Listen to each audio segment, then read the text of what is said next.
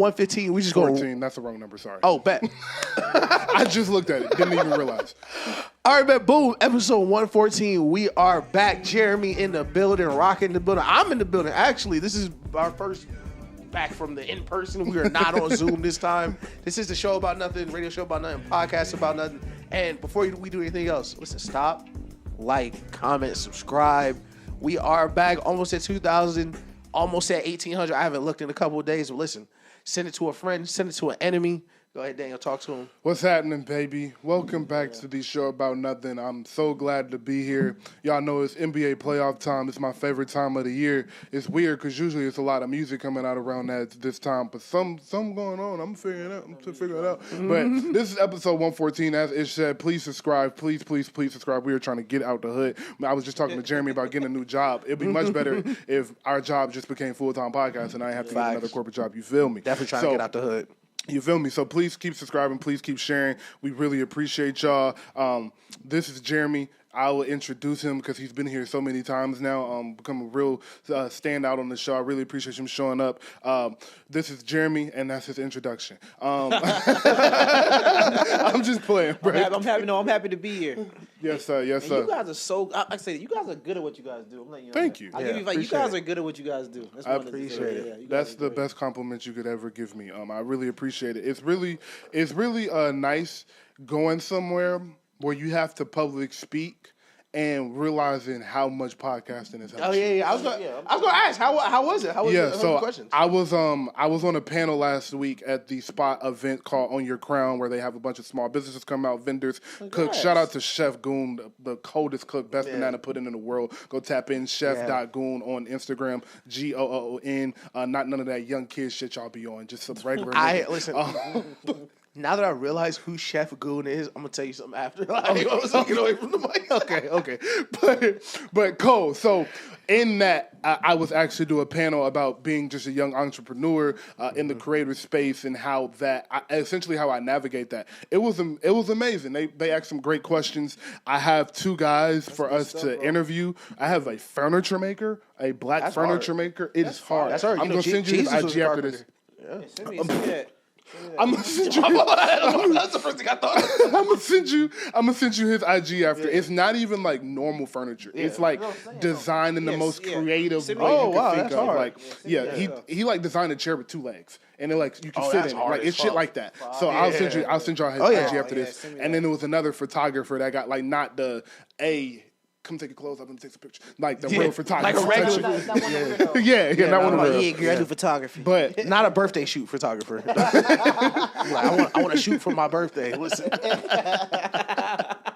But on the panel, oh my God, they asked just a lot of questions about how I navigate, how we navigate, what are things we're proud of, and things of that nature. And it was cool to see. It was no mics. It was just a table, and we sat and we talked, and it was about 20 people or so in the audience. And so in that moment, it was a little windy outside. I was like, immediately, I got to project. Right. First thing that I get up is, you the only person we can hear. Podcast. And then the second thing, it was like, one guy couldn't. I hope they don't watch this. But one guy was real short in his answer. Another guy was mad long as his answer. Oh, yeah. And it was like, I'm right in the middle. Answer everything. Add a little quote. In with a bang. Yeah. Podcasting. And then a lot of losing the train of thought, not answering the question, and things of that nature, and podcasting. So it was real nice. A couple of people walked up to me and they was like, we can tell you podcast. And so that was nice, and it was cool how it helps you in conversation. But shout out to the Spot, shout out to the panel, shout out to Troy, Roby, and BTG. They were all on the panel with myself, and it was just a great event. Y'all go follow them. Y'all know, we got them on all of our socials, so go follow them. But let's get into it, man. Facts. That's fire. Where do we want to go first? NBA playoffs, seeding set, Warriors, Grizz playing. Let's see. Actually, let me start with something lighthearted real quick because I do want to get into basketball real bad.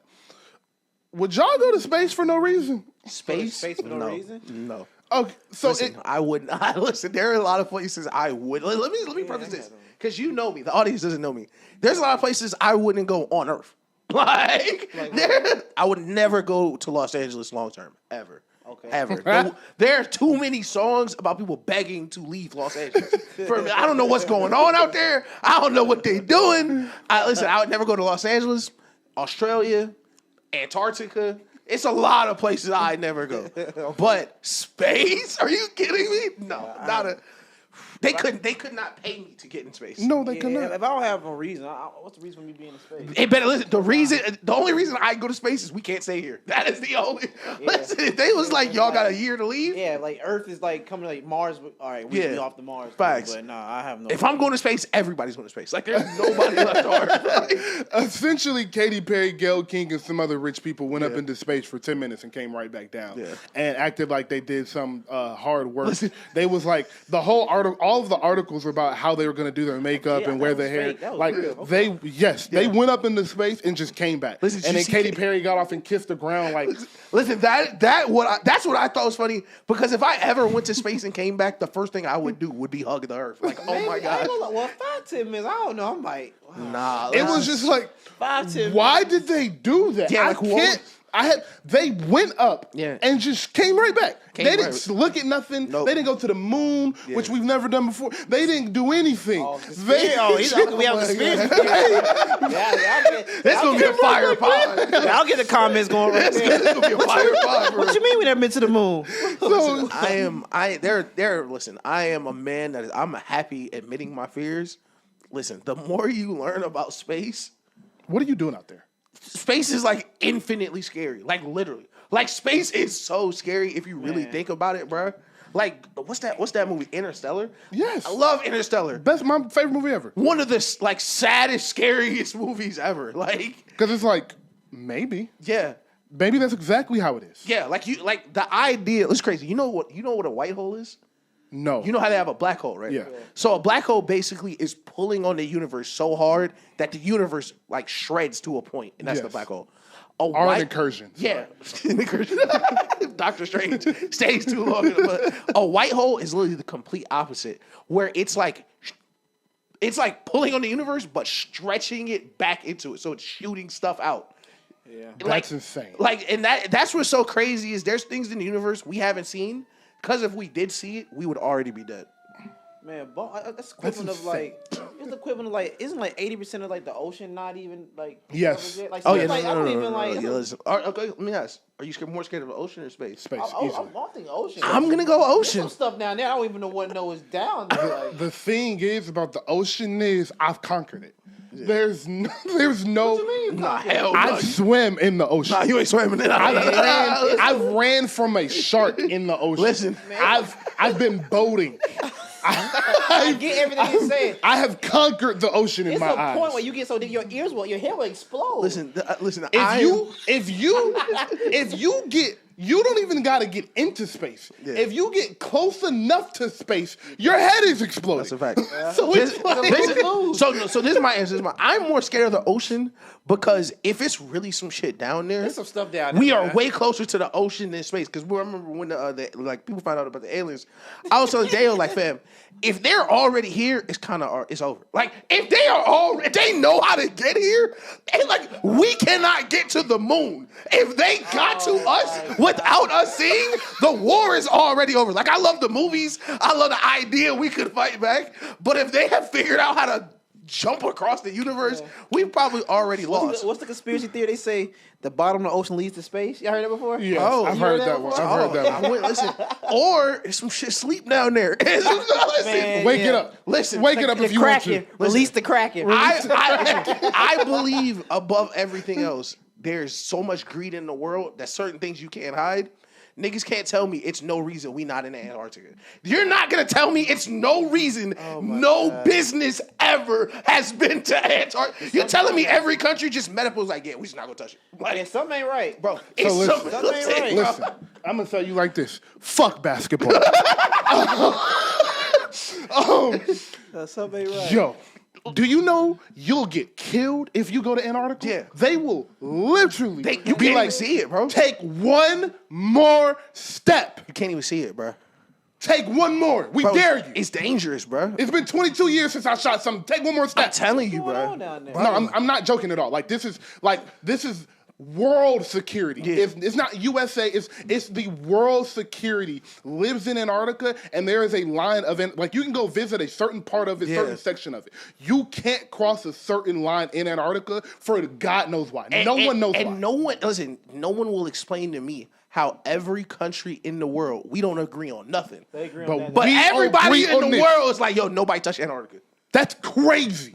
I'm telling you, listen, it's got to be something. Crazy. Bro. Let's get out of here. I won't be able to pot the rest of the day. I'm going to start crying. That's what I'm saying. Niggas like the polar ice caps melting. I hope not. You feel me? I hope whatever feel me? frozen right there. I hope it Leave it. Leave it. Oh my God.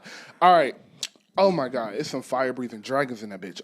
But it's time for the NBA playoffs. Y'all know best time of the year. We have the 9-10 play-in game going on right now, and I'm going to go on one last rant about this. It's belt the butt right now. It's belt the butt. I'm going one last rant, and I won't say it again. I won't even say it next year. Adam Silver. Yep. I am begging, please get rid of the play-in. It's unnecessary. It's stupid. Yeah. And it is inconvenient to everybody. Everybody is like, oh, we love the play-in so much. It's like, no. You love when the Warriors or the Lakers are in the play-in because you get to watch an extra Steph Curry or LeBron James. That's it. You don't care about the play-in. No one is sitting here on the edge of their seat watching the Miami Heat and Chicago Bulls battle to maybe get the eighth seed. Yeah. That's nasty word. To get flooded the first round. The Warriors had an 11-game lead on the Sacramento Kings and Dallas Mavericks. There's no reason they should have an opportunity to snag that playoff spot. Right. Because what did we play 82 games for if it was going to come down to 2 games at the end of the season? Exactly. Because my thing is, if it matters so much where you're seated and the regular season don't matter, then why don't the 2 seed and the 1 seed play for the 1 seed? Right. Why don't the 3 and the 4 seed play for the 3 seed? Like if we just playing for seeds. Or do it like they do in college, where you get an automatic bid if you win the play-in tournament, or you get an automatic bid if you win the in-season tournament. Like, why are you? I don't understand why you're like, all right, we play 82 games. Right. The 7 seed has 48 wins. The 10 seed has 39 wins. But if the 10 seed wins 2 games, they can get the 7 seed. Yeah. So if the 4 seed plays 2 games against the top 2 seeds, they can get the 1 seed. Does that make any sense? Especially in the West, especially in the West this year, where 3 through 7 are decided by one game, and then 7 to 10 is 15 games, like you said. Thank you. Thank you. 3 through 8, it's between 32 losses and 34 losses, and 9 and 10 have 47 losses. Yeah. What are we doing? Nasty work. All right, sorry. Now, ironically, we loved the game. Oh yeah, yeah. Listen, great game. The Grizzlies Warriors game, just to transition. That was a good game. Amazing hoop. Playoff Jimmy or play-in Jimmy. Yeah. Steph carried. John Morant twisted his ankle. Listen, just before we get into the game, niggas don't got low tops in the locker room no more. Like, I get it. Listen, I like the Kobe's too, but like after you roll your ankle, throw some fucking. You ain't got bras in the back. Like you got no support. So aside from that, what was your first kind of thoughts on the game, reactions? How do you feel about it? Jeremy, I talk. Well, first I want to say this. Excuse me. Get up for this one. Them folks saying Jaren Jackson better than John Morant. Cut it out. Oh, Cut it yeah, out. yeah. Cut it out. Yeah. Cut it out. Snatch that thing right off. Cut it out. Yeah. Jaren Jackson, crazy, he's my bro's homie, so Jaren Jackson's cool people. Yeah. But, you 6'11", you don't rebound. He doesn't rebound the basketball. You don't rebound at 6'11". He doesn't rebound the basketball. But anyways, enough about that. Blake Griffin. Yeah. He don't rebound the basketball. But I thought it was a good game, though. Just seeing how the game was back and forth. Now that was a good play in. I think it's so scary, Jimmy Butler in that screen and roll. Yeah, it's so scary because you can't help off Steph. Mm-hmm. He can be the screener or he can do both. Right. And it's just seeing it. So I thought it was a good game. I got a hot take. I think we'll talk about it we're gonna talk about the Warriors and Rockets. Oh, for sure. So I say that hot take, but I thought it was a good game though. Bet. Go ahead. So I was really happy with what I saw from the Warriors. You saw everything you needed to see. You saw them go on a great run, withstand the run. You saw their best 2 players look like their best 2 players. And when it got tough, they pulled it out. Everybody is coming in overreacting to them to losing a lead, and it's so frustrating that we act as if a 20-point lead is a lot. A 20-point lead in the second quarter is nothing. Right. It's three threes happen in the NBA back to back like this. Yeah. You see how fast the game is now. Bro, it's not early 2090 where 20 points, like, oh, you probably lost. Exactly. It's not that. Yeah. So I don't have no problem with them coming back in the middle of the second quarter with a 20-point lead. I love the start they got off into. And I think both of these teams are really good. Memphis simply doesn't have that extra piece. If Jaren Jackson was who he was supposed to be, the Memphis would be damn near a finals team. Yeah. But because Jaren Jackson wants to play like he's 6'4" instead of 7 feet tall, then the Grizzlies are in that scenario. But on the Warriors side, I love everything I saw from the Warriors, man. Playoff Jimmy coming into his own, listening to Draymond Green talk about in his press conference after the game how Jimmy has been locked in a different way. You notice it. It was a switch that flipped after going into the Clippers game. He started yelling at teammates. He was like, Jimmy ain't yelled since he got here. He started yelling at people. Yeah. He got more focused. The work looked different. Playoff Jimmy has arrived, and clearly it is still effective, and he is still able to rise to the level that he was when he dragged Miami to 2 finals. That being said, that was a really encouraging sign to see that from Jimmy Butler. The non-Curry minutes was good, too, though. I was impressed with the non-Curry minutes. I was, too. I'm going to let Ish take it away, and then I want to jump to the Lakers and Warriors and have that conversation together because I have some thoughts about how the Lakers are being viewed versus how the rest of the NBA is being viewed. Notwithstanding the Celtics and Cavs. But. Yeah, no, 1,000%. Just specifically from that game, listen, Steph still got it. I mean, Steph cold. It's nobody cold. Nobody like him. Nobody will ever play like him again, but Steph's unique brand of gravity that, of course, we've been talking about for years. And it's gotten to a point where you either believe in the gravity or you just don't like the gravity. But it is inarguable that whoever is next to Steph Curry, if you can get a bucket, you will get the easiest buckets you can possibly get. And what you're seeing now is end of games, like you mentioned, the Jimmy screen and roll. The Jimmy screen and roll in the blind pig with Draymond is going to be what they run every time down to close games. And to explain it more for the people who's like, what the fuck did he just say? So a blind pig is basically you throw it to the screener and you run through them and they just drop the ball in front of you. That's what you see Draymond do a lot because Steph is being top locked. So Jimmy deciding either do I attack middle where there's already no help or do I just, when we get the numbers advantage, kick to Steph and Dre. So they look like they have a great plan. Go ahead. Please hold your thought. I just want to explain the play he's talking about because the play he's talking about is one of the most beautiful plays in basketball, and the Warriors run it to perfection. So as he explained, they ran the blind pig. So Steph has the ball. Jimmy comes up to about the 3-point line, and he throws Jimmy the ball. And he sprints past Jimmy a lot of times because he might throw a little head fake, he'll get it on the layup and go. Or Steph is Steph, so that defender that's on Jimmy naturally is going to have a little twitch. And that's when it's Jimmy's time to go, which is what you saw last night when they needed a basket. Jimmy took off. As Jimmy took off, Draymond is setting the pin down on the left block for Steph to run to the corner. So because you're using Jimmy as a brush screen with the blind pig. So you're going to brush Jimmy off. You're going to brush your defender off Jimmy. He's already going to be trailing you, and now you're brushing him off Draymond. Obviously, a big is going to be guarding Draymond. He can't step out, so Steph is wide open for a 3. 1,000%. And it's so funny. At the beginning of this episode, shout out to my science nerds, we mentioned black holes. Steph is a black hole on the basketball court.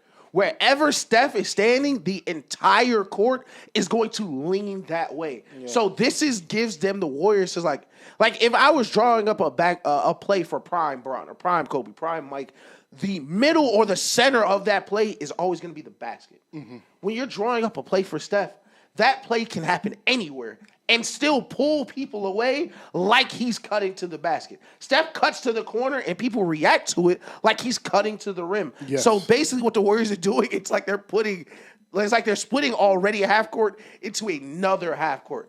So the gravity of that is impressive, but I was a little, I don't want to say worried because I think GP2 played well at the end, but Loongoon is a little long in the tooth now. He isn't Loon Elijah one like we used to joke. They are a little more susceptible to bigs than I really thought they would be. So how do you feel about that? Especially when they are running like Jimmy 6'8", 6'7", Draymond 6'6", 6'8". Like, how do you feel when that's their 4 or 5 moving forward? You go, Jeremy. About their size. And you can kind of pivot to the Rockets series, and I'm going to bring up my point about the Lakers later. And I brought it up also because the Lakers like to play small now because they have Lucas. So sometimes they do have the big, but sometimes they'll go Braun to be the biggest guy on the court. I think their small ball would be effective just because, even though, like I said, I think how effective a defender Draymond is. So I think defensively it wouldn't be a problem. I think and Jimmy Butler gets after it. I'm just trying to think going to the Rockets series, how would that be? Because the Rockets, hey, Big. he will go to. He will do a Steven Adams, Sengun. You will have a Jabari 3, Dylan Brooks, and you know, Montage. You will have the Thompson. You will have a big. So it's like, and they all switching, they all moving. So we'll see. That'll be a battle that I just think. I don't know. Oh, that's gonna be. I'm thinking forward towards that series. So we're getting into it. I got my take. Cause I ain't gonna lie. I got Warriors winning probably like 4-1. What? So That's crazy. I like. That's hard. Shagun on Draymond. Or vice versa. Draymond and Shagun. I like Draymond on that matchup. Okay. I like Draymond. Sengun's he's solid. But I think Draymond is too much of it. In playoff time, it's crazy. It's their first rodeo. Yeah. This ain't all right. That's why I was trying to. Yeah. It's crazy because, and Daniel doesn't know I was going to do this, but my hot take is I think the Rockets win 4-2. 4-2. I think the Rockets win 4-2, and I think the 2 in that are 2 Steph Curry classics. I feel like I got. This is why I think Steph Curry is going to be the best player on the court. I think Jimmy Butler might be the second best player on the court, but the young eat the old. Like I watched that happen to the Spurs, where I felt like Tony Parker was the best player on the court for a couple of games, and they got ran off the court the other 2 games just because I think what the Rockets present physically with Ime Udoka, they play physical. I feel like, especially because the way Steph is officiated. I could see it where it'd be games where it's like, did they stop Steph? No, but they grabbed him for 35 minutes. So for 20 minutes, he was ineffective. And what really concerns me about the Warriors, and I didn't have this about the 22 team, is Steph is the only person I trust to dribble the ball. Steph or Jimmy. Pods can handle the ball. I don't trust Pods to handle the ball. Like, when teams put pressure on them, if Steph isn't breaking it or Jimmy isn't bringing it up, I don't trust the decision-making of the rest of them. Like Buddy Hield dribbling the ball is like the thing everyone wants to see. I worry about the pressure on the rest of the team, not just Steph. Like, I could see the series going 4-2 Rockets way and Steph averaging 28, 9, and 7. Yeah, I got the opposite, but I feel you saying that. That's a good take. I worry about the physicality of it. That's why I'm working. And they have a coach that they buy into Exactly. That's important. That's important. And That's I think important. so. It's going to be a battle of Steve Kerr. Yeah. Because Steve Kerr been known to he'll get out coached sometimes too. Yeah. Oh yeah. Out coached. So I want to see that. I think Sengun and Draymond. I think Draymond gets the best of that one. So Shagun. Oh, you go. Oh yeah. But and what you mentioned is what you mentioned. You think Ime might do? I think he's watching that Edie JJJ lineup like Sengun and Steven Adams are better than them. Yeah, Edie was getting cooked though. That's the thing. Edie was getting cooked first. Of course, he's way too big. But even if you are gonna be like cone on defense, like you're stuck on Jimmy Butler. Yeah. Hey, he was so inefficient on offense. Yeah. I think Steven Adams, a playoff veteran, played against the Warriors, played against Draymond. Yeah, He's been in the thickest of it. I think Steven Adams has the opportunity to like really make it tough on the Warriors because they are a team that struggles to close possessions with defense. Like, I trust Draymond on Sengun. I don't trust Moody to box out Steven Adams. Yeah. But I think, but then that gets to it because I think in that case, then I don't see, depending on how Steph Curry's playing, how much Steve Adams is going to play because they're going to just, that screen and roll, he has to go all the way out there. And I think they're going to have to go to a small lineup and have Thompson. Hold on, and they got the other Eason. I like him. And he plays physical too. Yeah. I just think play outside of Van Fleet, Steven Adams, and Dylan Brooks. That's still like that is still like they still. No, they're a very young team. Very young team. I kind of agree with both of you guys. I'm not gonna lie. I want to go back to what Ish asked about the bigs and how I think that'll affect them going forward. So now that we have a clear-cut path of what the Warriors' path is going forward, we know it's going to have to more than likely go Houston, LA, OKC. Yeah. If that's the case, that's tough. I'm not worried about LA because LA wants to play small. Right. And then when we get to OKC, Chet doesn't give me big man vibes that plays like a big man. Right. He gives me very JJJ. Yeah. I am more worried about Isaiah Hartenstein than I am worried about Chet on the glass per se, because that's what you're speaking of. Yeah, it's not necessarily Draymond, Jimmy's, Looney, and Quentin Post's defense. It's more so finishing the possession with the rebound, which I completely agree with. They gave up 17, 18 offensive rebounds in the loss to the Clippers. Yeah. What I have been saying about this Houston and Golden State series is I actually think matchup-wise, the Rockets match up better with the Warriors than any other team in the West. Facts. I take in the league. Arguably, yes. Why I say that? Let me explain that. The reason I say that is because all of the scoring on Golden State comes from the wings. Draymond might have one playoff game of over 15 points. Right. Everything else is coming from Steph, Buddy, Pods, Jimmy, Moody, and Kuminga. It's all coming. It's all coming. He might play some of that series. Not to cut you off. He might play some of that series, but he's not even playing right now. It's all coming from the wings, except for Quentin Post. Let me not give him his flowers because he's been shooting. Shout out Quentin Post. Piss out that ball. Shout out Quentin Post for real. But other than that, it's one big, and then the rest is wings. So if the Rockets have 4 or 5 great wing defenders, Amon, Fred, Tariq, Jabari. That's Ethan. That's Tariq. So those 4, and then Jalen Green. That's 5 wing defenders you have on your team to rotate off of Steph, Jimmy, Pods, because those are the 3 primary ball handler scorers. Right. That being said, you still got to put the ball in the basket. Facts. And on the flip side, the Warriors' defense is incredible. Yeah. And since Jimmy has gotten there, that lineup of Pods, Jimmy, Steph, Draymond, and Pods, Jimmy, Steph, and Draymond and Moody has been incredible defensively. Yeah, Moody been playing great defense too. They all have been playing great defense. So if I'm looking at all right, GP2 contained Ja. I tweeted off our show page, please go follow us, Nothing ATL, and I was like, Moody's not built to guard Ja. They're gonna put GPT on him. After the timeout, GPT was on him for damn near the rest of the game. Yep. And he does a great job on Ja. Right. I think Moody's going to do an excellent job on Jalen Green. Yep. And they will rotate Pods and my boy, I just said his name. Pods and GP2? GP2, yes. Yeah. Pods and GP2 off of Fred VanVleet, and Jimmy will get to guard Ammon, who can't shoot, and get to roam and help. And that's where he's at his best. Jimmy's defensive instincts are incredible. Right. So it's actually, I agree with you about the matchup being tough, about this potentially being a 6 and 7 game series. But in the biggest moments, in the biggest of moments, Steph and Draymond. I'm not going to sit here and tell you Steph, Draymond, Amon Thompson, a rookie essentially, is finna shut down Steph Curry and Jimmy Butler. Amon Thompson and Jimmy Butler, Steph Curry and Jimmy Butler are going to be able to create more great offensive possessions in the crunch time moments than the Rockets will be able to create. And that is why I have to go towards Golden State in this series. And caveat, I'm with Jeremy. Okay. I think it's a 5-game series. Okay. Now, this is why, I know I've been talking, last point. I think it's 5 games because they win game 1, and that ruins the series. Okay. This team hasn't been to the playoffs. They haven't felt this. They're going to lose game 1 on their home court. Right. Yeah. And they're going to win game 2. They're going to get back to Golden State, lose both games, and that series is going to be over. That's why I'm going 5. I definitely agree with, first of all, closing games, I definitely agree with Steph.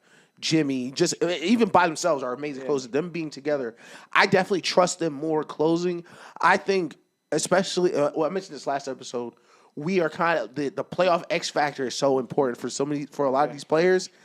Jalen Green is on superstar watch. That's what I was telling you. If Jalen Green, you took out my mouth. You just said it. Yeah. If Jalen Green can be one option, one option, end of games. And we have seen him close games this year. We've seen him close games versus Mavericks. We've seen him close games against the Celtics. Like, I've seen him close games. But if he can close games in this playoffs, they can win the championship. I'm about to say he's the X factor. If Jalen Green come out like, I'm him. Like, I'm coming, I'm attacking, I'm jumping. Then this is my fault. But this is why I feel like this is such a great matchup for him to take that leap, because if there's one thing defensively, because the Warriors are an amazing defense, that I worry about, it's rim protection. And Jalen Green, put some pressure on that rim. And that's the thing. He is one of those players who we talk about, like we worry about the young players who settle. Jalen Green do not settle. But my flip side to that question is, when was the last time we saw a young player that we have not really seen tap into their superstar potential, get to their superstar potential in the playoffs against a veteran team? Nuggets last year versus the Timberwolves. I disagree. We had seen the superstar from Ant. All year we had been talking about who Ant was. Ant had multiple 40-point games. Ant was leading the charge. You had been calling the Timberwolves a championship team for 3 years up until that point. Listen, so I think Ant had already, we knew Ant was going to be a superstar. Yeah. We still have questions if Jalen Green is going to be a superstar. So I think for you to have the confidence that this is a series, he's going to prove that. And on the flip side, I think Amen Thompson and Steph Curry and Amen Thompson, Dillon Brooks, and Fred VanVleet are going to be able to stop Jimmy Butler and Steph Curry enough. I'm saying a lot of names. Jimmy Butler and Steph Curry enough to stop them and win games and us close out games with Jalen Green scoring more than Steph Curry. I don't see how you watch Steph the past month and a half and Jimmy the past 3 games and come to that conclusion. That's where I'm confused. And this is why. And this is why I said he's on superstar watch. Because a lot of the stuff you said about Ant just now applies to Jalen Green up to a certain point. Like, I didn't think the Rockets were going to be like a championship team. Even now, like, we didn't think they would be a championship team. But if you just blind resume, 2 seed, best player on the team, number 1 option the entire year, he fits the bill for could be a superstar from the normal mode. He's your best player on the team? Yeah, He's your best player? I think you can argue Shagun's the best player though. Shagun 19-10. Shagun 19-10 on 50, 40, 35. I think Sengun might. I think Sengun is. I feel like Sengun is a great number 2. That's the thing. I feel like Sengun right now, if he is 1B to Jalen Green's 1A, I feel like he needs to be the second best player too for them to take that next step. But I think Jalen Green. I think both of them are playing as like B options. Trying to figure out who's A. So right now, who's a better? I think for that team, because they play inside out, right? Yeah. My fault. They play inside out, right? Yeah. So. I agree with you. Like I said, Jalen Green, this is gonna be a series. I think he's the better player, but I think Sengun's probably the best player. And like like people who we were like, man, can that, like, where we saw in the regular season was like, okay, that is a great guy. Or like even when Donovan Mitchell was rookie, when Donovan Mitchell was in the regular season on the Jazz that first time, it was like, they're gonna run into a veteran team and they're gonna lose. And they played a veteran team with an MVP on it, Paul George, Melo, a bunch of veterans on the Thunder, But exactly, think about this. Look. No. But you're exactly right, because it was old Paul George, it was old Melo, it's old Jimmy Butler, it's old Draymond Green. Like, if Draymond Green, Jimmy Butler, and Steph Curry are going to be those 3 stars every night, I think it's going to be hard to beat them. But I don't think that they are going to, especially versus this defense, I think it's going to be a lot harder for everyone not 30. I think it's different skill score. But if Steph Curry is Paul George and Jimmy Butler is Carmelo Anthony, the Warriors don't have 4 championships. That's a fact. So I can't compare. I can't compare this to no other team because of the pedigree they have and what you were just talking about, the problems Steph presents.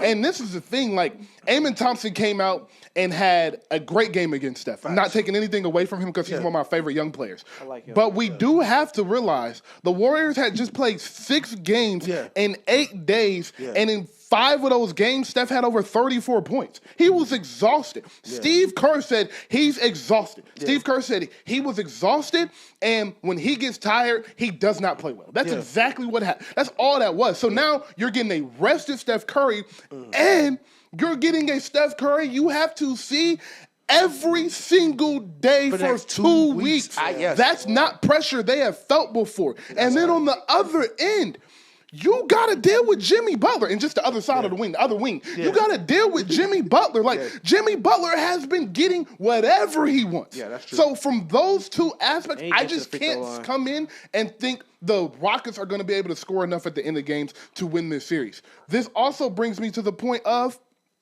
Kuminga. Yeah. Because we haven't brought him up. Yeah. I know Kuminga is going to be very important in the series. He's actually the leading scorer against the Rockets for the Warriors this year. Steph is only averaging 17 points a game against the Rockets. I wasn't going to tell nobody that. Yeah. But Kuminga is averaging 20 points a game against the Rockets. He's been phenomenal in every matchup. The Warriors have won that season series 3-2, which tells me that the other guys are capable of picking up the slack in moments where Steph and Jimmy don't have it. But because of this playoffs, I believe those moments will come far and few in between. So I just don't see a reality. I see a 7-game series before I see a Warriors loss. This is what I'll say for our X Factor fans out there. I'm gonna give you a reverse X Factor. Game 1, keep your eyes on Pods. Keep your eyes on Pods. Because up to this point, like we mentioned, that lineup with Jimmy, Dre, Steph, Pods, Moody has been running great. Pods has been shooting crazy. But Pods is limited athletically and in size. I worry with, like we mentioned, how big the Rockets can get. Yeah. For a team that struggles to create, if Pods is on, let's say, Amen Thompson, or Pods ends up having to chase Fred VanVleet, is he going to hold up offensively and defensively? Because a lot of what he does is like little skill step through, running around, running the offense. When the smallest person on the team is 6'7", I don't know how viable Pods is long term. And if it's not Pods, who is it going to be? And of course, could it be Kuminga? For sure. Yeah. But do you trust Kerr to go away from Pods to Kuminga if that were to happen? I don't think Kerr goes away from Pods to Kuminga. I believe Kerr takes either Quentin Post or takes Quentin Post out of the relationship. No, my bad. He takes Looney's minutes. Looney is playing about 15 to 20 minutes a game. I believe he takes Looney's minutes and creeps into a few of Moody minutes as well because you're going to need that athleticism to put that pressure on the rim because you just spoke about how you don't like their rim protection. The Warriors, I don't like the Rockets' rim protection. I don't think Şengün is protecting shit. What? No. They're not elite rim protection, though. No, listen. No. But Easton and Amen Thompson are throwing shit, though. But they're wings. But they're still Easton's a big. Easton's 6'6". Easton is 6'6". Draymond's 6'6". Now we're comparing Tariq Easton to Draymond Green. No, he's a small, but he's a big though. Like that's the thing. He is their rim protection for Şengün. And I don't consider that rim protection is what I'm saying. Okay. I think Steven Adams is their rim protector, but I don't think he's an elite rim protector. So I'm saying all that to say Kuminga will be able to put pressure on the rim, as will Jimmy, which has been Jimmy's bread and butter, is getting to the rim, slowing that game down, and getting free throws. Yeah. All of this perfect energy, perfect segment, I think we're both right. That's the funny thing. I don't think nothing Isha said is wrong. It's just where I'm coming down to is 5 minutes. Everything Isha said is right. I'm coming down to them 5 minutes where Steph and Jimmy got to get a bucket and Jalen Green and Şengün got to get a bucket. Right. I'm not going Jalen Green and Şengün until I see it. That's fair. Until I see it. That's 1,000% fair. That whistle for Draymond and 3 minutes left, that whistle gets swallowed. They're not. It's crazy. And I would say that whistle's getting the swallowed. funny thing is, me and Isha always on the side of the playing field. Yeah. It's just always, I'm here early, and I'm always here. I got to see it. And sometimes he's right, sometimes I'm right. So we just going to see it. This is how I wanted. Listen, I'm so glad you mentioned Draymond, because this is how I wanted to end it. How many texts are we getting between Draymond? I want to do over on the text. Draymond, Dillon Brooks. How many combined technicals are we thinking? I got over 5. If it goes 6 games, give me 5 texts between them. I say 5. We're going 6 games. 5 texts between them, and both of them get ejected out of one game. It's gonna get serious. It's gonna get serious. It's gonna be serious. You know what? I'm just gonna listen. A little spice to the parlay. I'm gonna throw an Ime Udoka ejection in there. I'm gonna throw an Ime Udoka ejection. He pop his stuff too. Yeah, I'm throwing an Ime Udoka ejection in Game 5 and a Steph Curry night 2 minutes after. Listen. After all of this, there was nothing I would like more than the Warriors to beat the Rockets one more time. One more. Just for old time's sake. There was nothing in here that I was gonna say that the Warriors weren't winning this series. If you think I'm about to pick the Rockets to beat the Warriors in the series, I'm glad you brought that up. That is my last point. Yeah. The Warriors got a real hate towards these niggas. Yeah. I don't care who's on that team. Yeah. I heard Draymond talk about them when they was bad. Yeah. And he was like, even when we bad, we still whooping their ass. Like, they do not like the Rockets. Yeah. Yeah. That is going to be, you're right. Yeah. That Steph Curry is going to be unbelievable. Yeah. The Rockets definitely one of Steph's sons. Steph has a couple sons in the league. Clippers, hate the Clippers. Pacers Boston. A little bit. He hate Boston for sure. Memphis, Memphis now. The Zebo win and then the Ja win. Bro, the grit and grind Grizzlies. RIP the grit and grind Grizzlies. But my last point, and this carries me to the Lakers conversation. I'm watching a lot of media, obviously, seeing what people are saying, seeing what people think about the playoff series. And the thing I'm getting confused on, and you're not doing this. Mm-hmm. Real quick, I do want to take a caveat and say you're the best. My favorite point you made was Jalen Green has to be the best player for them to win. I completely agree with that. Facts. Completely agree with that. But back to what I was saying.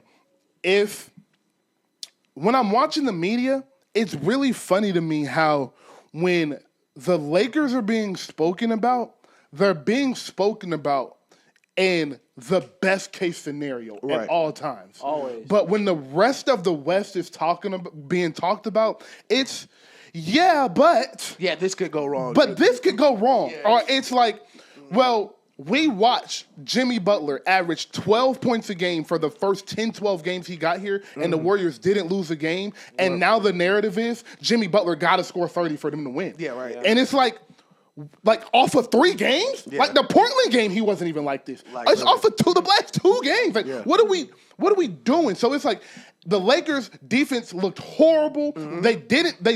They split the series with all of the good teams they played. Lost to Chicago. They lost to Chicago. They had plenty of terrible losses, bad moments, lapses. Luka hasn't had a consistent stretch of 5 games where he's played Luka Doncic basketball. Right. Bron went out the second to last game he played with a groin injury. Like, they don't have a big.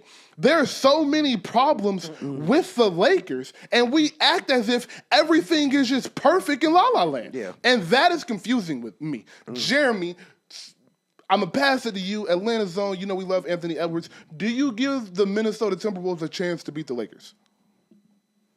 Not with Luka on that team. Not with Luka on that team.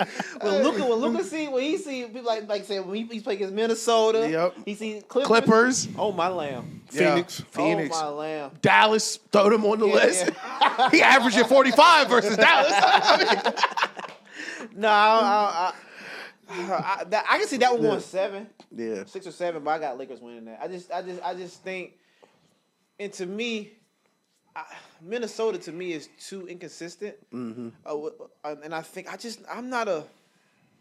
I'm a big Nas Reed fan. Yeah. I like Nas Reed, but Julius Randle is just thank you, Julius Randle is just, I don't know what Randle you're gonna get, and just like, I don't know. I got Lakers in that series. I want Ant-Man to win. Like, I want to see Minnesota win. I'm trying to. It's like Doctor Strange. You just sitting there like, all right, how many, like, what ways can? What would it take for them to win? Like, Julius Randle have to be like dominant. Julius Randle's gonna have to be the 3rd to 4th best player on the court. It's funny because the way you said the Warriors were losing this series is how I think Minnesota's losing this series. Yeah. Ant is finna look like a fucking superhero. Yeah. 100%. Yeah. He's finna look like a superhero trying his best, bro. But they're just too stupid to win. Yeah. Like, I just don't believe in Julius Randle, bro. I'm not Julius Randle. Yeah, I don't. And nothing personal with Julius Randle, hell of a basketball player. Shout out Kentucky basketball. But if Julius Randle was not on this team, even if they didn't replace him, I would like them more. Like, if Nas Reed was just getting Julius Randle's minutes and they put somebody else off the bench, Nas Reed. I just don't trust. Nas Reed defensively, he scares me a little bit. That's a fact. So I'd be like, he one of them guys that got to score to play defense. Yeah, Buddy Hield. Yeah, yes, facts. Yes. And I look at like your answer, like not versus Luka. I think just to cop a plea for the what you said about how people were talking about the Lakers, like 40% of that is like Luka's just a tweaker in the playoffs. Yeah. A lot of that is like Luka's been in let's say he's been in 7 playoff series. I've seen him end 4 of them. Like, I've watched him end 4 series in a half by himself. He's done it at home. Man. He's done it on the road. He did it versus Devin Booker. He did it versus like top tier players. Like, what did they play last year? On the way to they did versus Shea. Like, we've seen him cover the spectrum of just like, I'm just gonna be too good. So I feel like the Lakers have that up tier top ceiling, especially versus Minnesota. It was like Rudy Gobert. Listen, is he playing? Is Rudy Gobert Yeah. playing? I'm saying, is he gonna play in 4 quarters? he got to. That's my problem with Rudy Gobert. He How got are you to. DPOY type of guy, and you can't play in some 4 quarters in some games? And not even just 4 quarters. Last possession in the game, he got to be out there. Yeah, So that's what I'm saying. Like, let's direct the conversation. What are the Timberwolves' 3 keys to win? Oh yeah, That's where we're going. Ant has to be the best player on the court. I agree. They have to defend, and the bench, whoever it is, it doesn't have to be one guy. It could be Rob Dillingham. It could be anybody Dante off the DiVincenzo. bench. Yeah, It could be yeah. somebody off that bench is going to have to be an X factor. A guy coming off the bench that's going to sustain them in these non-Ant minutes because the difference is, and this is why the Lakers are such a scary team, is for 48 minutes, Ant's going to be on the court for 40 of them. Yeah. For 48 minutes, LeBron gonna be on the court for 30. Luka gonna be on the court for the other 30. There will rarely be times where you're not gonna have either Luka or LeBron running their offense. Yeah. So those dry spells you get throwing the ball into Julius Randle for 3 minutes, the Lakers' offense is gonna be sustained through that time. Yeah. So someone is going to have to step up, not Ant. Jeremy. I agree with that. I'm gonna say. I gotta Ant-Man has to be the best player on the court. He has to be the best player. Ant-Man has to be Ant-Man. And I think this series, Ant-Man can't settle. Ant-Man shot a lot of threes this year. Yeah. Shot a lot of threes. He needs to give a mixture Yep. like Anthony. I need some mid-post work. Yeah. I need some to the baskets, everything. My X factor, Nickeil Alexander. Yeah, I Walker. need him to make big shots. And he plays defense as well. He got to guard Reeves. Yeah, he's gonna have to He gotta guard I Reeves. think Reeves will probably get the better of the matchup, and then also too, I think for me, I'll tell you this: I think letting Luka and LeBron getting off, but making sure. I think for them making sure the Ruiz and the Austin Reeves and they're contained. I think with LeBron and Luka at the best, but everybody else is playing their best. Yeah. So just if Luka go have 60, Yeah. they might still. If he only has 7 or 5 assists, Right. they might lose. 1000%. So if you're able to keep Rui and Austin Reeves at bay. So you got Jared Vanderbilt hitting the corner 3. Yeah. Then you got Dorian Finney. Then Right. it's open. Then you got Throwing the little then you oops got and stuff. Then you got Jackson Hayes looking like a prime. You're essentially saying don't worry too much about help. Let him go. Yeah. I wouldn't. Well, granted, they're gonna get there, but just making sure you contain everybody. Exactly. else. Well, to piggyback off point and what you're saying, and this is my last key, and this is a key for Ant, and we don't ask superstars to do this, but you got to go get Luka. Yeah, he got. You got to guard Luka this series, and you got to really guard He Luka. got sliding them puppets. Yeah, we're not switching off for you. You need to guard Luka, and you need to guard him well. Because if Ant, with his superb athleticism, if you can just stay in front of Luka, the entire offense changes. Because the offense is based on him beating you downhill, getting to everybody else, getting to the oop, getting to the kick out, relocate, getting to Braun on the weak side. Ant, listen, whoever Ant is on, he needs to be both ways this series. And last year he talked about he was not in playoff shape. We are going to see this series right here. Is he in playoff shape? Because you're going to need a two-sided superstar this series. I agree with that, but just kind of spade to spade. You got to do McDaniel. I think Ant-Man's just too small. People who have the most success on Luka are people people like Ben Simmons. People who are his size and physical, like a Ben Simmons, Paul George, people like that, Lou Dort. You have to have somebody who's I think Ant-Man's just too small. That's fair. Okay. 3 keys. Actually, I want to go there first because that's a great point. I think Ant-Man is too small to guard him for an entire series. For a whole series, For every fourth quarter. That's what I mean. Yeah. You should be on Luka because Yeah. I don't think that's going to come down to him being too small. And that fourth quarter is about who won it more. And I think Ant won it. So I don't think that size disadvantage is going to come into the problem, which leads me to I don't think the size disadvantage will come to be a problem, which is going to lead me into my next 3 points about the Timberwolves' keys to victory. You see Timberwolves, we give you a lot of love. We talking about the Lakers. We ain't really said much about them. Facts. All right. Number 1, everybody has already said this, Anthony Edwards. Yeah. You have to be superstar Special. Ant. Killer. Yeah. Ant. Yeah. 32, 33 a game, multiple 40-point games. You're going to have to do that. In doing that, the little asterisk under that point is your shot selection has to be so perfect. Yeah. What I loved about your game this year is you can shoot the piss out of the 3-ball. Yep. You can shoot that bitch for real.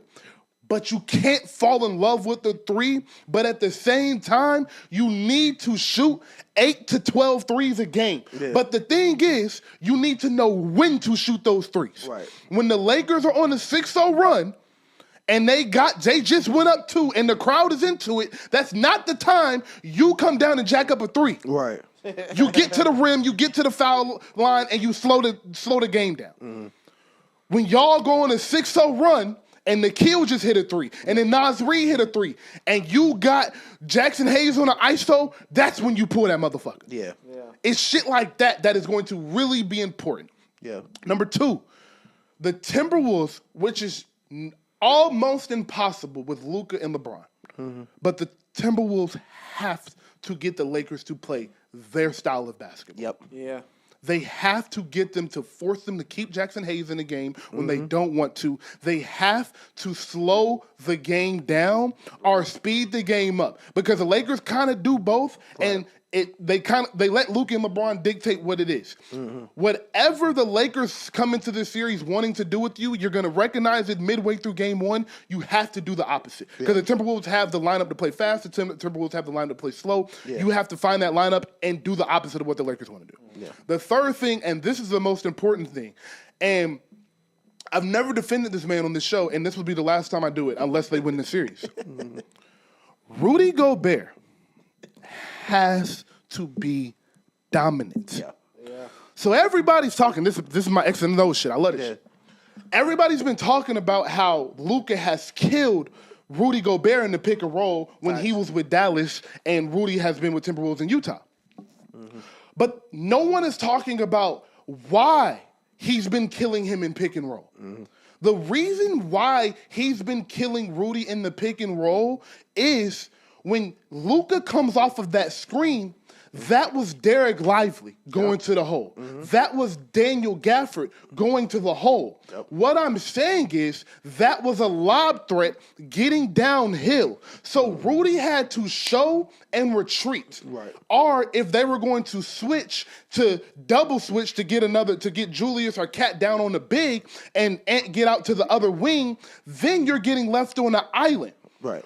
If you watch how Scottie Pippen Jr. was guarding Steph, that's how they're going to guard Luka. You're not going to switch that anymore. You're going to chase him off the screen. Because if he gets downhill now you can trap him with Rudy because there's no lob threat. Yep. So now if they combat that with putting Jackson Hayes in the game, that is at your disadvantage because Jackson Hayes isn't ready for playoff basketball, and I don't think Jackson Hayes is going to dominate a Rudy Gobert matchup. As crazy as that sounds, defending Rudy Gobert like that, but I don't think he's going to dominate that matchup. Yeah. So you being able to chase Luka off that pick and roll instead of switch that pick and roll completely changes how Rudy Gobert is able to impact the series. So if the Timberwolves are able to identify that Rudy Gobert can be a dominant force in this series just off of offensive rebounds and closing possessions with rebounds and contesting shots, they can win this series.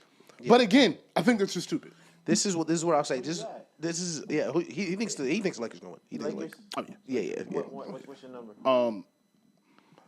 I'm leaning 7, but I think 6. I'm leaning 7, but I think it's gonna be 6. I'm scared to put a number on it right now. Just because I really want to watch Game 1, but of course I'm definitely gonna put a number on it. Yeah, think because we gonna do a TikTok for picks. So think. All right, about what y'all think. So there's a saying. I don't know if y'all play Marvel Rivals, but like you play Marvel Rivals. Yeah. So there's a saying that I use because I play Spider-Man.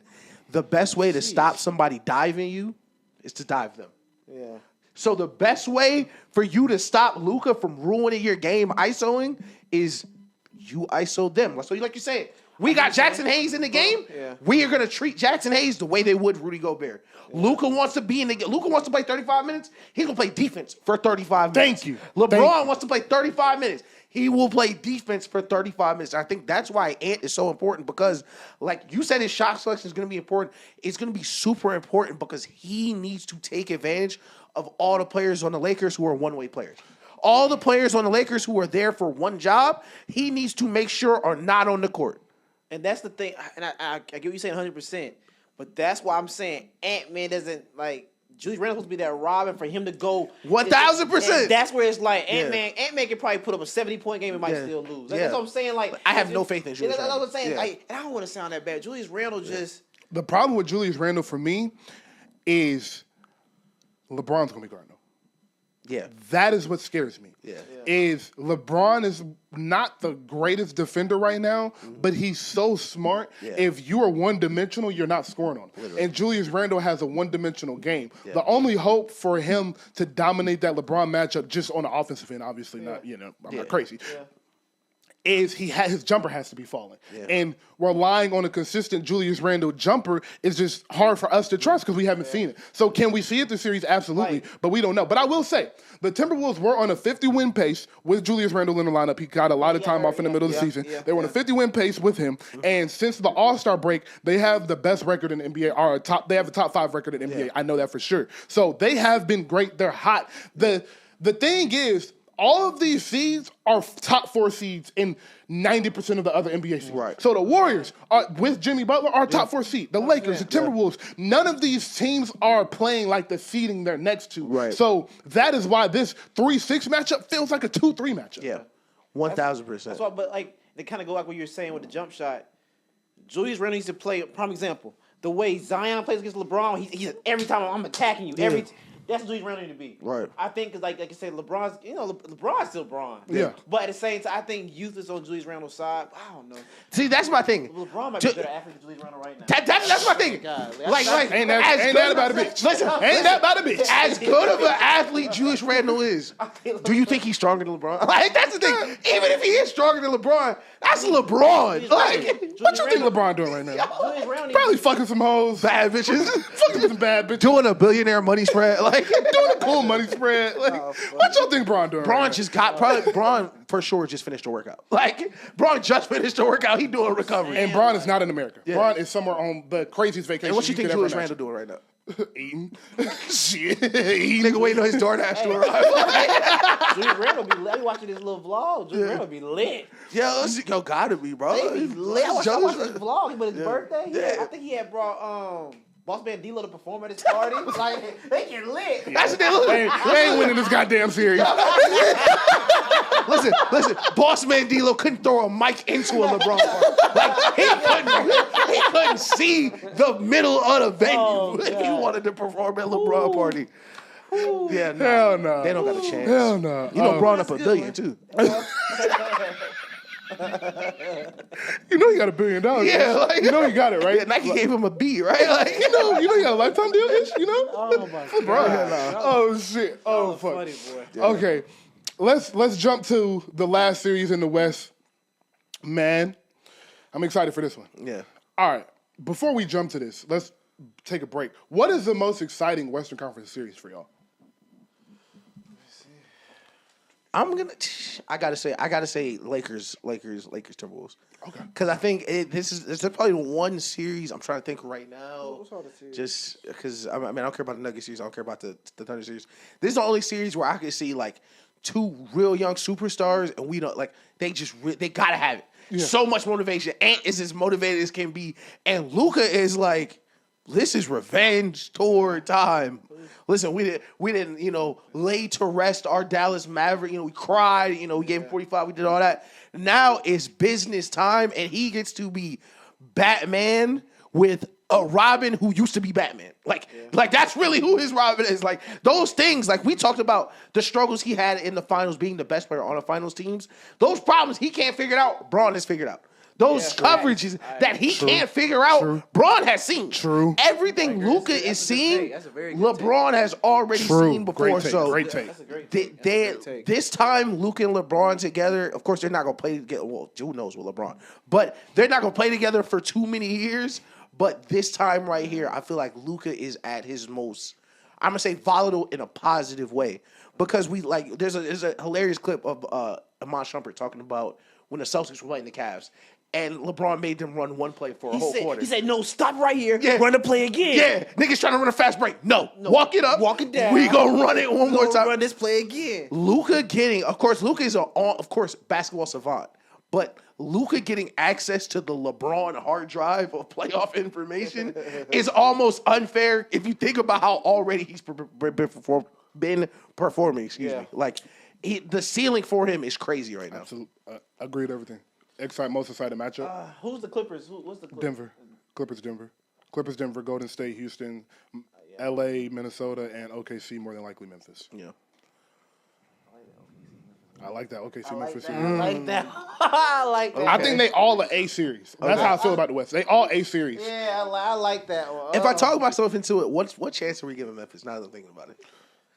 If Memphis plays OKC, they have the same problem the Rockets have. I just don't think they'll be able to score the ball enough. That's fair. OKC's defense is disgusting. It's scary. Like OKC's that's defense is suffocating. disgusting. So OKC throws Lou Dort, Alex Caruso, and SGA at Ja for 7 games. Like none. Like I don't give Memphis a chance at all. 27 Oh yeah. Yes. Listen, for you people that saying JJ better than Ja, we gonna see.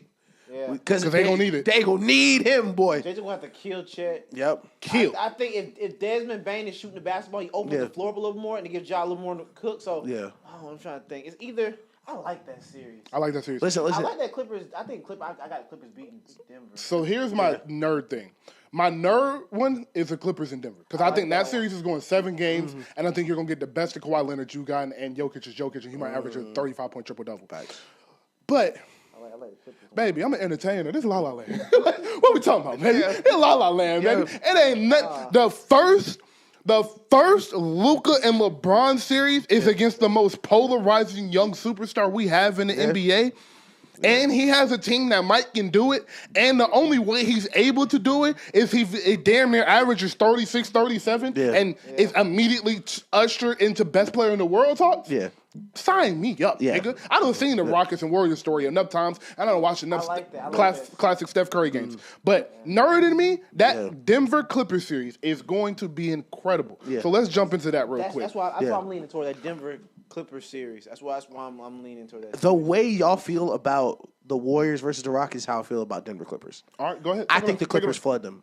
I think the Clippers seriously flood them. No lie. I wouldn't be surprised at 4-0. Because I know it's crazy. I wouldn't be surprised. And this is what I'm saying. I would not be surprised. This is crazy how good we are at this, and like because what you said earlier reminded me how much I like the Clippers over them. Because if Kawhi played like this the whole series, they'd be a top 4 seed too. Like the Clippers with Kawhi as a number 1 option. That's the thing, bro. Harden as a number 2, where he can facilitate and score, and Kawhi getting your 28. They wouldn't even be in this first round if they played like that this whole series. Norman Powell averaging 24. Bruh. Chris Dunn plays defense. It plays real defense. I'm sitting down. Defense. I'm there. Listen, they don't want to bring the ball up. Yeah, I'm there. Oh, I like Chris Dunn. And you saw this. Listen, you saw the quiet steals from Kawhi. Like, it was so funny. I think Moses Moody running the top of the screen, throw his hand up like, yo, I'm cutting. Steph, point guard, just instantly, I see him, he got his hand up, I'm going to throw it. That's Kawhi behind him. Yeah. He not open. No, biggest sir. hand. Yo, this is so funny. No, sir. Like, what's frustrating for me is, like, I get Kawhi's been injured for a while, but niggas are doing stuff you still shouldn't be doing this late in Kawhi's career. When he bring it to the middle, stop reaching. You're not getting that ball out of there. You're not separating those giant hands from his ball, from the ball right there. You're just going to get a foul. Like, I feel like Kawhi, it's going to be crazy. I think Jokic could average 35, 15, and 10. Yeah. If Pete Kawhi is going to play like Pete Kawhi, I think Kawhi will be the best player on the court. Zubac been balling too, though. That's the thing. He's playing well. Like I said, I still think Jokic will average that. Jokic got to play some defense. Yeah, Zubac going to be all defense. But the thing is, like the Nuggets have no Kawhi answer. Yeah. Aaron Gordon, too slow. MPJ is not in him. Go ahead.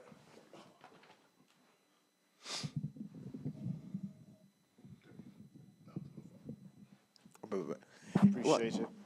Like, all right, bet. The Nuggets have no Kawhi answer. Yeah. MPJ is not him. No dog in him. Nowhere near tough enough. Nowhere near strong enough. Aaron Gordon, he not fast enough. And no Jamal Murray, not a chance. Oh, Jamal Murray's not. I think he's questionable now, but I think like this will be his first coming back games would be versus this. And that's a tough game coming back. And the last time I saw somebody flood the Nuggets, how did they do it? You ain't gonna stop Jokic.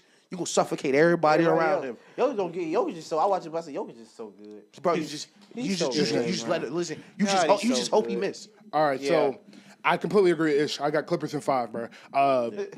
Stay to the end to hear my real pick. But I got the Clippers in 5, and the reason being is agree with everything Ish said about Kawhi, so won't piggyback off of that. Where I'm going is the other side of the ball. And kind of what Ish just said, the Clippers just match up with them perfectly if they don't have Jamal Murray because they don't have another shot creator. Nope. So you're relying on Russ to facilitate and run. Well, you're relying on Jokic to facilitate your offense. But the second option to do that will be Russ. Yeah. And he's just not that. He's never been that in the playoffs. He's never been that. And he's not going to do that as his game has not really progressed in the past 3 or 4 years as a true point guard. He's a great passer, but in the biggest moments, he's not going to set them up consistently, and he's going to turn the ball over and take bad shots. Yeah. That being said, you're now relying on Aaron Gordon, MPJ, and Christian Braun. Yeah. Or Christian Braun, excuse me. Yeah. No. No. It's not gonna happen. It's like MPJ has been pretty bad, honestly, as of late. He got benched the other night. Aaron Gordon has been phenomenal. Yeah. Aaron Gordon has been phenomenal all year. Apparently he's shooting 40%. He's shooting 40% from three. What the fuck is that? But Aaron Gordon has been phenomenal, and I expect him to have a mediocre series because he will be guarded by Kawhi Leonard. Kawhi is shutting all of that shit down because they know Jokic can average 45 points if he wants to. If no one else can fucking score consistently, who cares? Yeah. Flip back to the other side of the ball. Ish just went Kawhi. Let's go back to Harden. Yeah. Do you guys know? Do you guys know? If Kawhi is not getting an isolation, we're running a James Harden pick and roll. Every time. Yep. It's a James Harden pick and roll. Yep. He is going to bring Jokic up in action probably 75, 80% of their possessions. Yeah. And that is going to lead to Jokic being exhausted. Jokic being exhausted, combined with the fact they're going to suffocate the others and not really help too much and let Zubac just go to work and do what he can. I don't see a way where the Denver wins the series. And the last thing, and the most important thing to me is, Game 1 will be the 4th game their head coach has coached. Game 1 against a championship head coach is the 4th game he will have coached. Ty Lue's probably like a 1A, 1B type coach. Like, hell yeah. Top 5 in the NBA. Listen, if someone told me Ty Lue think he the best coach in the league, I wouldn't disagree with him. I'd be like, that's Ty Lue. I'd be like, he probably is. No cap. But listen, I'm glad we all agree they're flooding him because I just wanted to throw this out here because this was a pod question. Why isn't James Harden discussed in the most skilled players ever conversation the way we do Kyrie, Steph, or Kobe, or any of those? I think I'll tell you this. I think the way James Harden played, a lot of purists are going to give it to him. That's fair. They hated the way. They hated the way he played. I think the way he played, because at one point that's why I used to get mad. I was like, y'all get mad at James Harden. Luka was doing that. That's what Luka was doing in Europe. College. That's all he was doing in that. He was doing it in Europe too. That's the same. I'm like, so the way James Harden was playing was just like, but it was so skilled. Like James Harden had a stretch where he was like, bro, can you guard this man? Yeah. So that's why I'm saying I think the purists, like you even hear commentators like, oh, I hate the way he plays. Yeah. You know what I'm saying? So it's tough. So I think it's more of the palm colored. Yeah, no, that's a fact. I'm keeping a buck now. That's a fact. And I think Harden does. Listen, Harden gets a bad. It's crazy. I'm gonna be the one to say Harden gets a bad rap. Like I'm one of the niggas that give Harden a bad rap. I was about to say, look at this over here. But at the same time, Harden, like gun to my head, lie detector test. If you ask me who's the best combo guard in basketball history, it would be James Harden. James Harden. I feel like is the only guard we've seen where if he played point guard, like even right now, if you say James Harden is a point guard, James Harden is the second best point guard of this generation. If you say James Harden is a shooting guard, he's the best shooting guard of this generation. And he's played both at a supremely high level. Like, if the Clippers compete on this team, he's competing as a point guard right now. In the same conference, he dominated. Well, I won't say dominated, but as a shooting guard. Yeah. Well. But they're never going to look at it. But you're never going to have people talk about combo guard. They're going to keep it 1, 2, 3, and 4. So he's going to always have to be chasing the ghost of Kobe, D Wade, AI. He's going to always have to be in that. Facts. So he's going to never put him in that That was my answer. Was he's chasing Kobe. That's fair. So it's like and Jordan. Jordan is so good. We just forgot. That's Michael. Fuck Michael Jordan. Yeah, Jordan. It's Jordan. Where's Michael on the wall up there somewhere? It's Jordan. We gotta get Harden on the wall for sure. But Kobe is like Jason Cole. Usually who people go to. It's Kobe. It's Kyrie. It's KD. It's one of those. So it's like, you can win that Kyrie argument, but then you get to Kobe, and it's like you just weren't Kobe. Yeah. So it's like. I agree with you. His name should be thrown in the hat. Yeah. As we talk about the GOAT debate, it's like, y'all niggas take that shit too seriously. This is supposed to be fun, bro. Like, oh my God, no way Steph Curry can be the GOAT ever. Yeah. Fuck him. Like, nigga, just chill. Like, we just having a conversation. Like, so yes, Harden has an argument. The way I break it down is like the GOAT debate is like, all right, Michael has a 70% chance. LeBron has a 69% chance. Steph's percentage of being the GOAT is only 20%. Yeah. Kobe's is 45%, but they have a chance. That's all I'm saying. So Harden's percentage of it's like about 25%, 30%. He could be combo guard point 100%. Yeah. The question I have is, if after OKC he leaves OKC and he goes to Houston for 2 years, and it's like, fuck it. I'm going to play with LeBron in Cleveland. Yeah.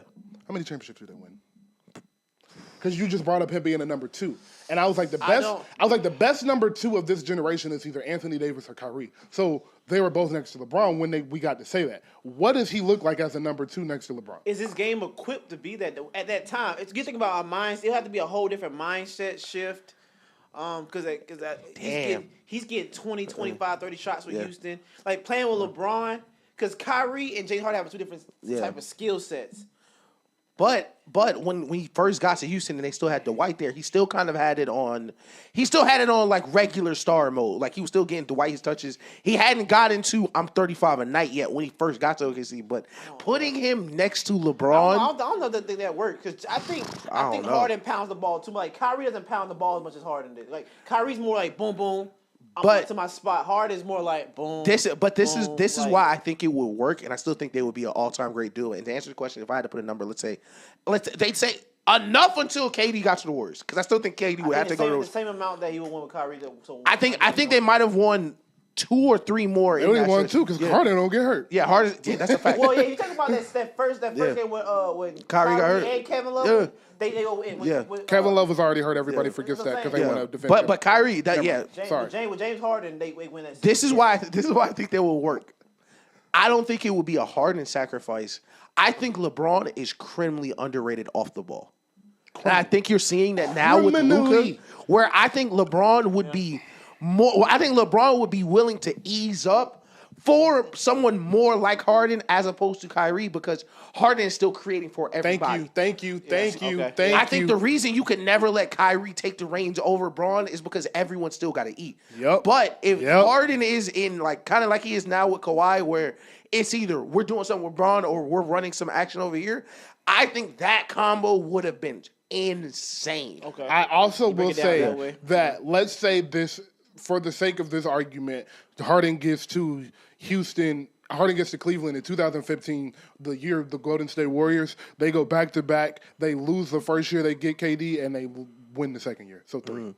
And they probably are still together. They probably won 4 or 5. They would never leave. Yeah, no. They would never leave each other. It would be no point. I would say I think the only thing that could break them up would be some Shaq Kobe off the court stuff. Like LeBron is always working, and James Harden hates living in Cleveland, so like he's never working. You can't get. I feel like that was a part of. Like I feel like James Harden loving Houston strip clubs was a part of his Houston tenure. Man, they said James Harden down there feeding folks down there in Houston. Boy. They retired his jersey. Man, they said they was feeding folks in Houston. Man, he signed the Houston extension and the Adidas extension back to back and threw $1 million in the club that night. And they literally pulled his jersey up like they were retiring his jersey. They say he was living like that. $1 million in the club, boy. Bro, you signed for 500 M's to this morning. $1 million in the club. Eminem is like, come on, man. That's an Eminem, man. Nah, I'm doing the same thing. I love the I'm doing the same thing. I love Harden. Doing the same thing. All right. Yeah. Y'all clearly see we have been dreading starting the East conversation, but here we go. I I was talking to somebody at the gathering spot. You said, you watched the Hawks last night? He said, yeah, they don't even freaking belong. Yeah, no, bro. Like, God, that's how you feel? In the league? Like, no. Like, they don't even belong. They don't even belong. What's that shit? Be like, I looked at my girl inside. Like, I looked at the Eastern Conference bracket just. Oh my goodness. He looked at his girl's side. Oh my God. The ratings gonna do like a motherfucking graph. Yeah. Up, God. Down. up. Niggas just looked at us. Real good. You gonna hear it in an announcer voice. Up next, we have the Minnesota Timberwolves and Los Angeles Lakers, and after that, we have the Boston Celtics in our. All right, let's hit these really quick. Fast as we can. Yeah, Celtics Magic. 4-2. Over. Celtics. Yeah, Over. Celtics Quickly. easy. The Celtics sweep. Yeah, I hope. Sweet. Yeah, I hope Derek White wear Jason Tatum accessories again. That was pretty funny. I think Paolo will get one. I think Paolo will get one. I think they get. The reason is buzzsaw. every single time the Celtics was like, all right, we got to play for real, they won. Yeah. Okay. Like, I mean, every time. Every time. And the Magic, like, listen, if Cole Anthony and Anthony Black are going to hit threes, they may win a game or two, but the way they play with Paolo and Franz having to play inside out, the Celtics, they're just going to hit. It's way worse than, listen, I don't know what they did to it, but he can't shoot no more. And him being next to Paolo and not being able to shoot is a problem for their spacing.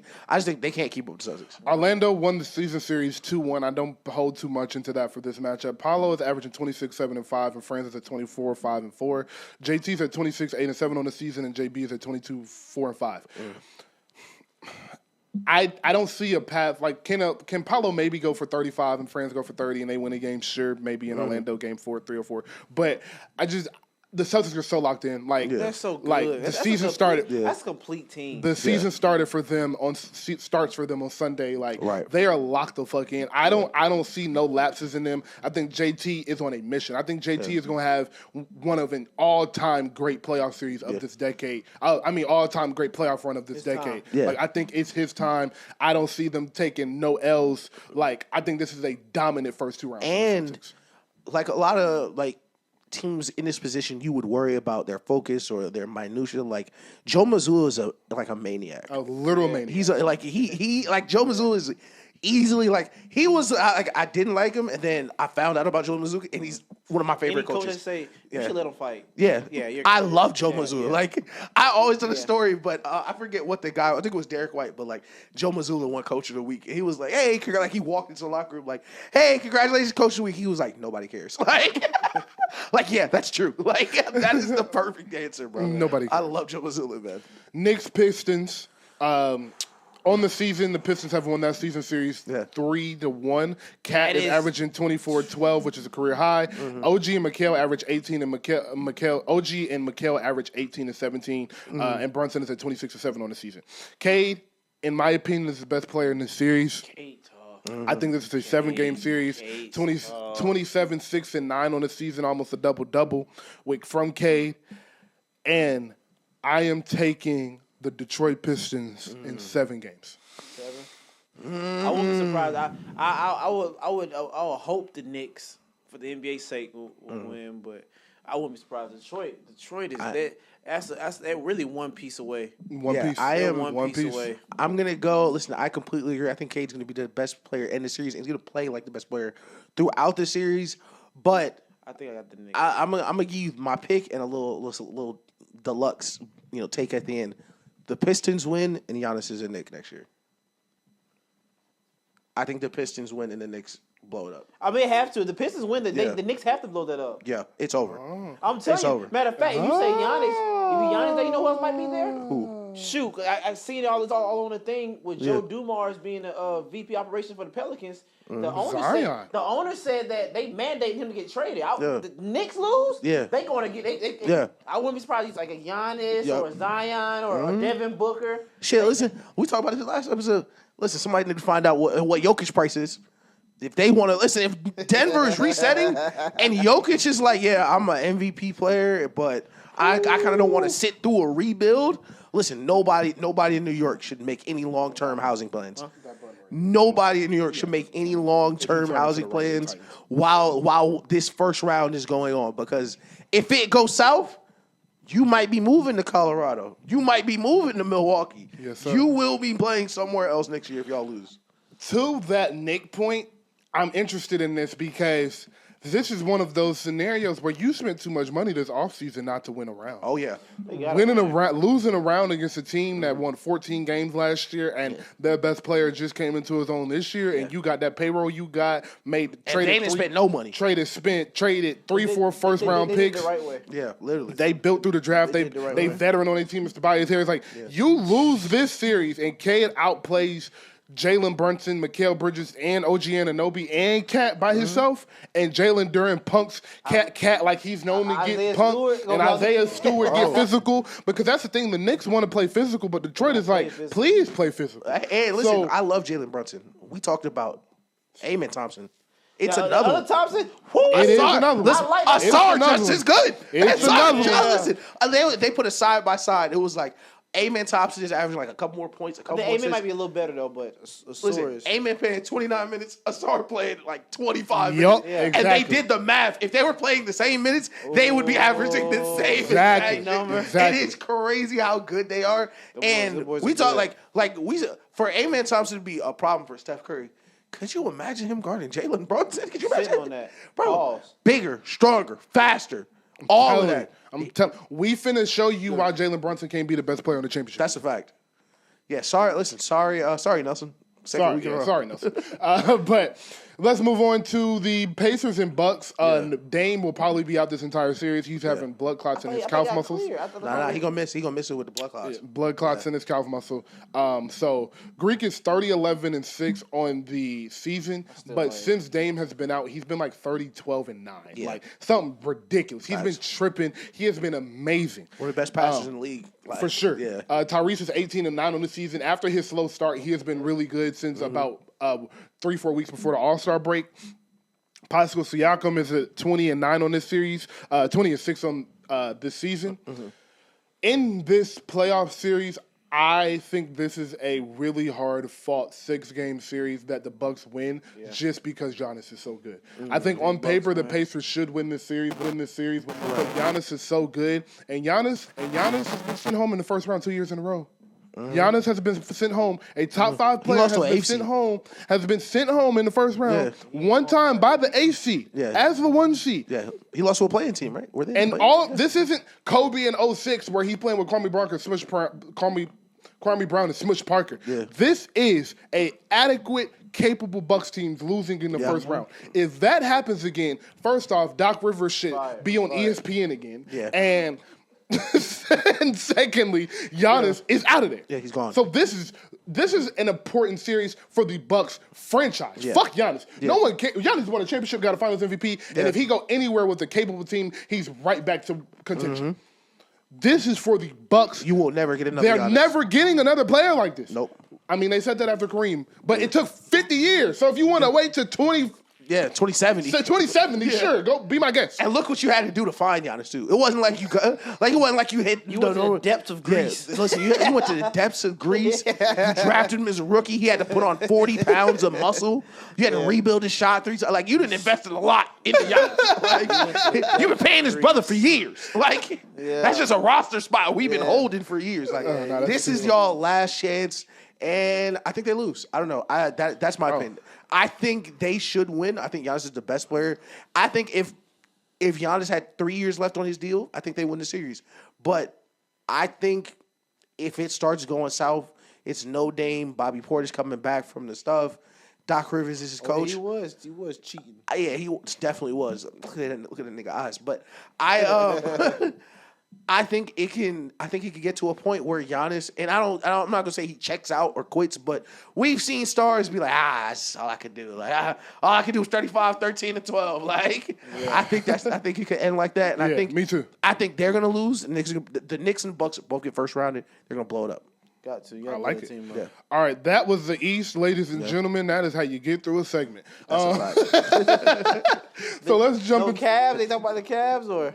We don't have a matchup, and I don't care who they play. They're sweeping. Yeah. They're sweeping the Hawks. They're sweeping the Heat. I don't. Just to hit the Hawks one more time, I tweeted this a couple years ago. Listen, every year Trae Young and you and your father, Trae Young Sr., every year y'all are in Atlanta, you are burning money. You are setting money on fire. You are wasting money, wasting seasons, wasting 25 and 11 seasons playing in Atlanta, bro.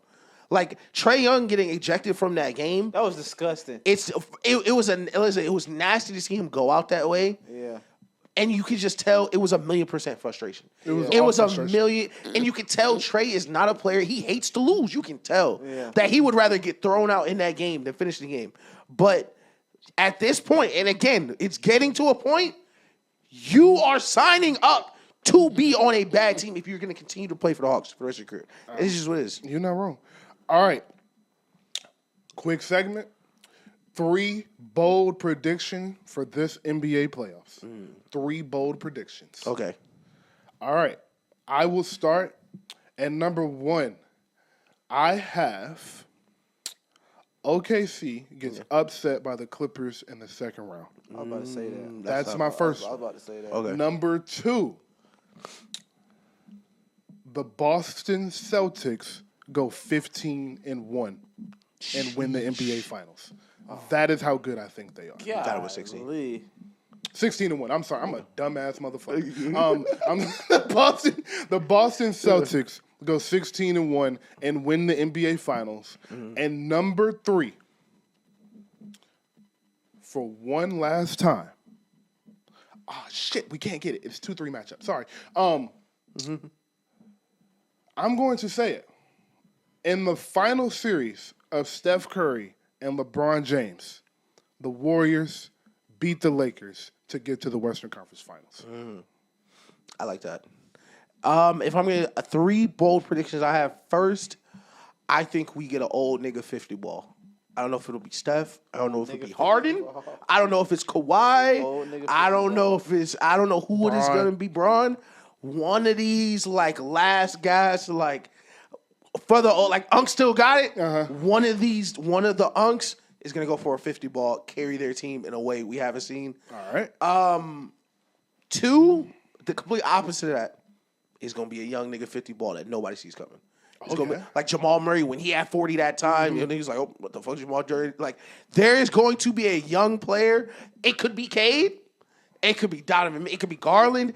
There's going to be a young player who has not had a playoff moment who is going to absolutely tweak. And I don't think the Celtics get to the finals. I don't think the Celtics get to the finals. That was going to be one of mine. So yeah, I don't think the Celtics get to the finals. finals. You can repeat. It's okay. Yeah, so my first prediction was Celtics not going to the finals. Wow. Second, this is bold, but I think this is the year for them to do it. The Lakers come out the West. Okay. This will be the year I think they come out the West. Come out the West. And my third one,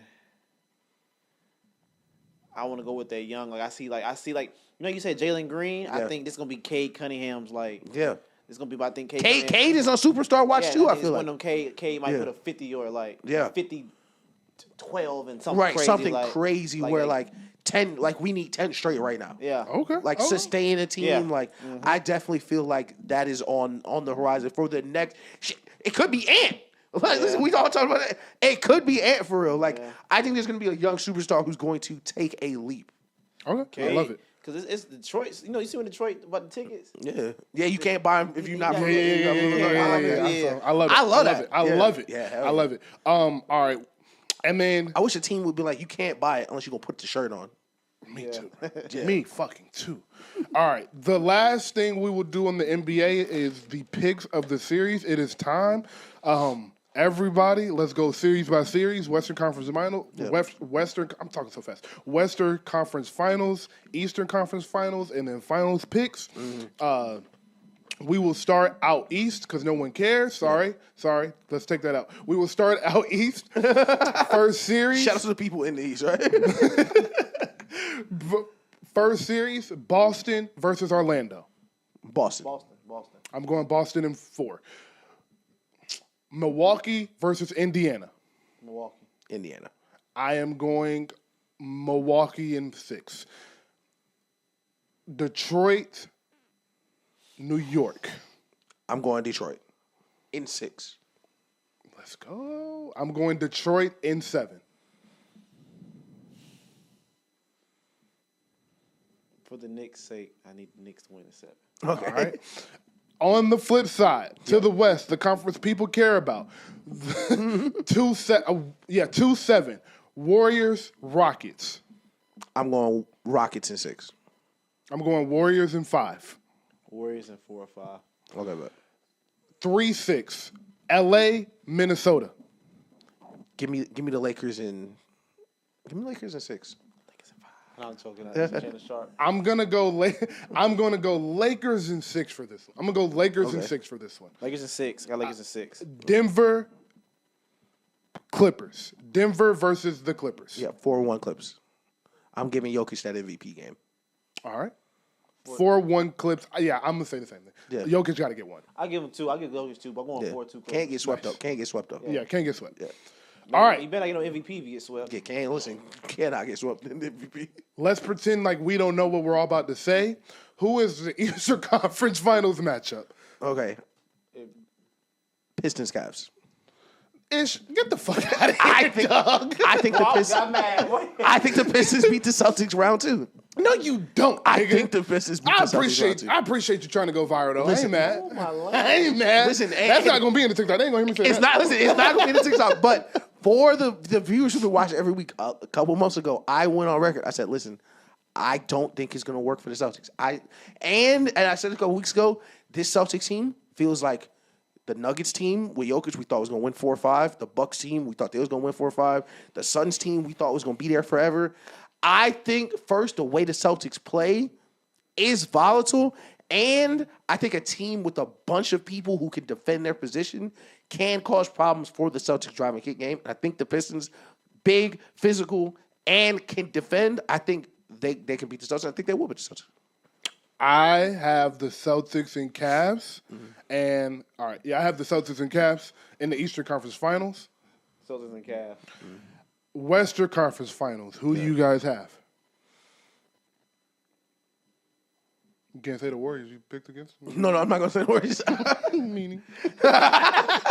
Let someone else go. I want to make sure I'm locked in. I already kind of said mine this show. My Western Conference Finals is the Golden State Warriors versus the Los Angeles Clippers.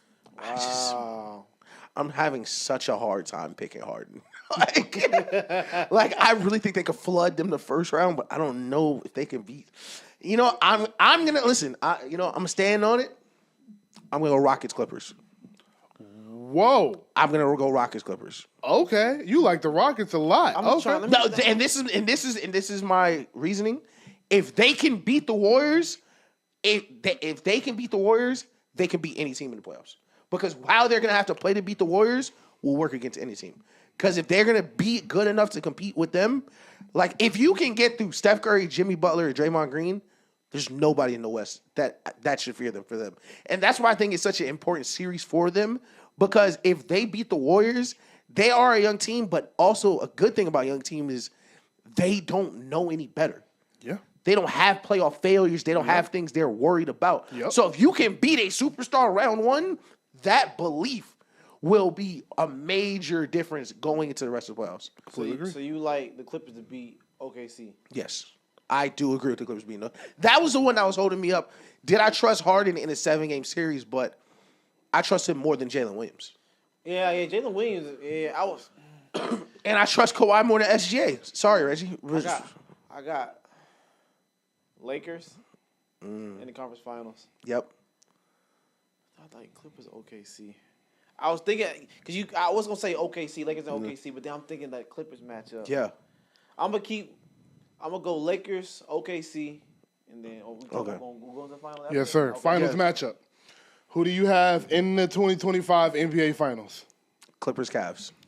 Wow. And winner? I think the Clippers go to the championship. I think the Clippers go to the championship. I think the Clippers beat the Cavs 4-2. That. Not to cut you off. If Clippers win, Yeah. if you put Kawhi over KD, Yes. Yes. okay. No. I'm Yes. lying. No. Kawhi got 3 rings, 2 Finals MVPs. He's over KD. He do. He got. That's what I was asking you. You would have 3 of them things. Kawhi has 2 He would have championships 3 of and 2 them Finals things. MVPs That's why I asked already. you that. He will have 3 of them things, man. If he wins, He's over KD for sure. Not KD. Yeah. I love KD. And he would have 3 rings, 3 Finals MVPs all during KD's career because KD started before he him. did. Well, we let him slide because KD tore his Achilles in that Toronto. That's true. Versus Toronto. Listen, I agree. I think they win if Clay finishes that series. Yeah. But at the same time, shit, they still won that bitch. Kawhi had a crazy playoff. Yeah, literally. No, that's what I'm saying. He got 3 of them things, bro. And defensive player of the year, just to throw some razzle. And bro, you talking about KD tore his Achilles? Kawhi been hurt for 4 straight years. He fell off the boat. You get the first year you're healthy in 4 years, you win a championship. Yeah. Like I can't. KD didn't even make the playoffs this year. KD teammates have been. No, that's Roby. He didn't make it. He didn't make it. No, listen. No, you're right. Bill, Harden, Kyrie, like shit. Like Kawhi, for just hypothetical, because you asked, if they were to win this championship, Kawhi would have 3 championships without a superstar ever playing next to him. James Harden. We got James Harden this year, though. No, I mean right now though. He would never have a 1A. Kawhi has never played with a superstar in their prime. Like he had old Duncan, but wasn't a superstar. He had Pascal Siakam and Fred VanVleet, but it was kind of like a conglomerate. We don't have to argue that. But and James Harden, star right now, but he's not superstar James Harden. Like if you look at the other champions of this decade, Steph played with prime KD, LeBron played with AD, LeBron played with Kyrie. Kawhi would have 3 rings without another first ballot bona fide superstar with him that time. That's a great point. My caveat to that point would be his teams were amazing. So whereas he did not have a superstar teammate, he had superstar rosters. That's true. So that's where I'll go. He had a Hall of Fame coach too. Yeah, both times. I like Nick Nurse. But great argument. I like Nick Nurse. Great fucking argument. I was saying, he got 238. Yeah, that's a great argument. He got 3 of them things. Yeah, so that is how I would end it. It's like I agree your point that he has superstar. He has one without a superstar, but he has had superstar. The roster's been crazy. Yeah. So that's why I would end it. Great point. Just to give a little nod to KD's side, he did sneak in one of them rings as like a third best player. Like he did sneak in and was like, it wasn't Duncan, it wasn't Parker. Like he wasn't superstar. True. But Kawhi. But listen, hell of a defensive player though. Like, I mean, had Bron pissed he was coming back in that game. God damn. Yeah, but you heard it here first. Clippers are gonna win the championship. All right. My championship pick is unfortunately I just said what I said, so it is the Celtics over the Warriors in a 5-game series, and the Celtics win the finals. Nice. I got Lakers and C's, but not the Celtics though. Okay. Yeah, I got the Lakers and Cavs. Let's go. Lakers and Cavs, and I think Cavs youth. I think Lakers get them. Okay. I like that. I like that we all had different picks. I really like that. What's so funny is like what you said about the Lakers Celtics, not the Lakers, Warriors Celtics. I think if the Celtics get to the finals, I like them versus all like a lot of the teams out west. They cannot beat the Warriors in the series. I will stand on it. I don't think they can beat the Warriors in the series. And Superstar Watch, not a player, but coach, JJ Redick. I think he'll get. I think this will be if he does that. I think he'll already get pushed in the pantheon of like. That's a fact. Okay, let me say 2 things. First off, now that the TikTok is over, I have the Warriors beating the Celtics in the finals in 6 games. Okay.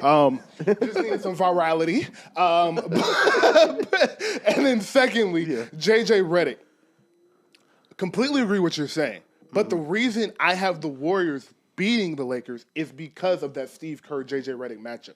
I think Steve Kerr's X's and O's are going to be with Jerry Stackhouse and Terry Stotts on that bench next to him, and JJ Redick as a rookie. Yes, I do think so because my point, the thing we've been saying about the Lakers and Warriors, and I think you're on my side that if you're wrong and the Warriors beat the Rockets, you will pick them to beat the Lakers, right? Yeah, I thought so. Okay, the reason we both think that is because they want to play the Warriors style of basketball. Yeah. And so it's like, I don't think, as I just said, I don't think the Rockets will be able to score enough to beat the Warriors. I don't think the Lakers will be able to generate enough stops to beat the Warriors on a consistent basis because their lineup is the lineup we want to play. Yeah. So you're trying to get to something and still trying to work in something you've had for 3 months, and we've been doing this for 10 years. And my thing about the Warriors is, and we talked about this, I think a couple episodes ago, but the NBA, especially superstar-wise, is super matchup dependent. Yeah. So while the Lakers used to be worst case scenario for the Warriors because of AD, it's the opposite now. So like right now, pre-AD trade, I think the Wolves would match up a lot better versus the Timberwolves. I'm not the Wolves. I think the Lakers would match up a lot better versus the Timberwolves. Now, post-AD trade, I think they match up amazingly with the Timberwolves because you have Luka. But at the same time, you match up worse with teams you're going to need to get stops with. Yeah. And I think you're trading in being able to dominate teams with your size, dominate with them defense, to dominate with your offense. And like some teams, you're just not going to outscore. You're not going to outshoot the Warriors. You're just not going to, like Luka has tried it. Didn't work. You're just not going to outshoot them. It's just the matchup for them. I think it's super tough if they play the Warriors. Agreed. Yeah. All right. I had, that's it. Y'all good on basketball? That's because I don't want to move off. I think that's good, right? Yeah. All right. I can't think of anything else. I think we did it. We did an hour and 20 minutes. Yeah. I was going to talk about Shedeur and Travis, but I realized that our show comes out before the draft next week. If YouTube changes how their upload speed, I don't know what the fuck they got going on. But yeah, the Shedeur Travis thing. But the Shedeur and Travis we'll jump to next weekend because the show is after the draft, before. So let's jump into some music to end the show because I do have 2 quick questions and then we can do the Wallow topic to close. Mixtape Mount Rushmore. Okay. I just saw this on the timeline. Just decided I thought I'd throw it out for some content. It's 4, right? 4. We finna declare war on the Joe Budden pod right here. Yes, we are. Okay. Mixtape Mount Rushmore. Let's get to it. Okay. Oh, do you want to do it together or we just want to do individual? One by one. One by one, and then we can debate why. Okay, Wayne. Let's get the easiest out the way. Okay, everybody has Wayne on this. Okay. So Wayne. No ceilings? No ceilings. Oh, no, this is like artists, not a specific mix. My fault. Yeah, just as an artist. Artist, mixtape artist, Rushmore. So your Lil Wayne's, Wiz Khalifa's, Joe Budden's. Who you got? I'm going to go, let's get Lil Wayne off the jump. Yes. Lil Wayne's one. I'm going to do my personal because I feel like my list is going to be a little weird. It's crazy. We did this in the chat the other day. I can't remember my full list. But second, I'm going to have Mac Miller on my mixtape Mount Rushmore. Just for our generation. He did have some great stuff. Listen, Best Day Ever, Macadelic, Faces. Listen, Mac Miller has a mixtape catalog that could be an album catalog. I'm going to have Mac Miller too. Somebody else go. Number 1, I have Dwayne Michael Carter Jr. Number 2, I have 50 Cent. 50 Cent okay. I know I was forgetting somebody. Because 50 Cent is who started this mixtape shit 50, at the way we do the mixtape. So 50 gets an automatic. Wayne and 50 are automatic big. So you really only got 2 more spots. Right. My 2 spots are going to, number 1, I'm from Atlanta, baby. Jeezy. Jeezy is number 3. I'm from Atlanta. I love it. So I'm going Jeezy number 3. And number 4, I think those 3 artists you have to put somewhere in that 1 to 6 range. Yeah. This artist specifically, I think, is in the conversation, but may not be on everybody's. But me personally, was really important to me in middle school. I'm going Wiz at 4. I like the Wiz Khalifa. Yeah. And before they go, I do want to throw out some names because I love mixtapes. So Fab, crazy mixtape series. For sure. Joe Budden, the music series. Crazy. We got Dipset. Dipset, Wale. Cam, and all of them. Wale. T.I. has a crazy mixtape series. Wale has crazy mixtapes. Meek Mill has crazy mixtapes. Nicki Minaj has crazy mixtapes. So there are a lot of phenomenal mixtapes artists. Those are just my 4 on the Mount Rushmore, but I wanted to make sure we hit on. Oh, Future and Thug, too. My next one. Over Future. I got Future 3. Future ain't got no TMO on the 1, dog. He just ain't. Dirty Sprite 2? He just ain't got no TMO. No, that's not TMO. That's the Panther. That's like, there's no Dirty Sprite 2 without TMO on the 1. That's how I put it. Yeah, okay. That's how I put it. Yeah, but like, he still had on them Gucci flip flops though. Like, and Jesus still had on Air Force. That's what I said. Come on, now. He did still put the bows at the grandma's. So just to recap, right now I got Mac. Oh yeah, Mac, Future, 50, Wayne. That would be my 4. Honorable mentions: Chance the Rapper. Chance the Rapper. Happy Rapper. Yeah. Acid Rap, 10-day, coloring book. I like it. 3 banger mixtapes. I ain't gonna lie. During basketball season, when he played, I got the juice. Yeah. Juice. Yo, listen, Acid Rap is one of my favorite to this day. Before he got corny, but yeah. But yeah, before he got married, he got rid of that wife.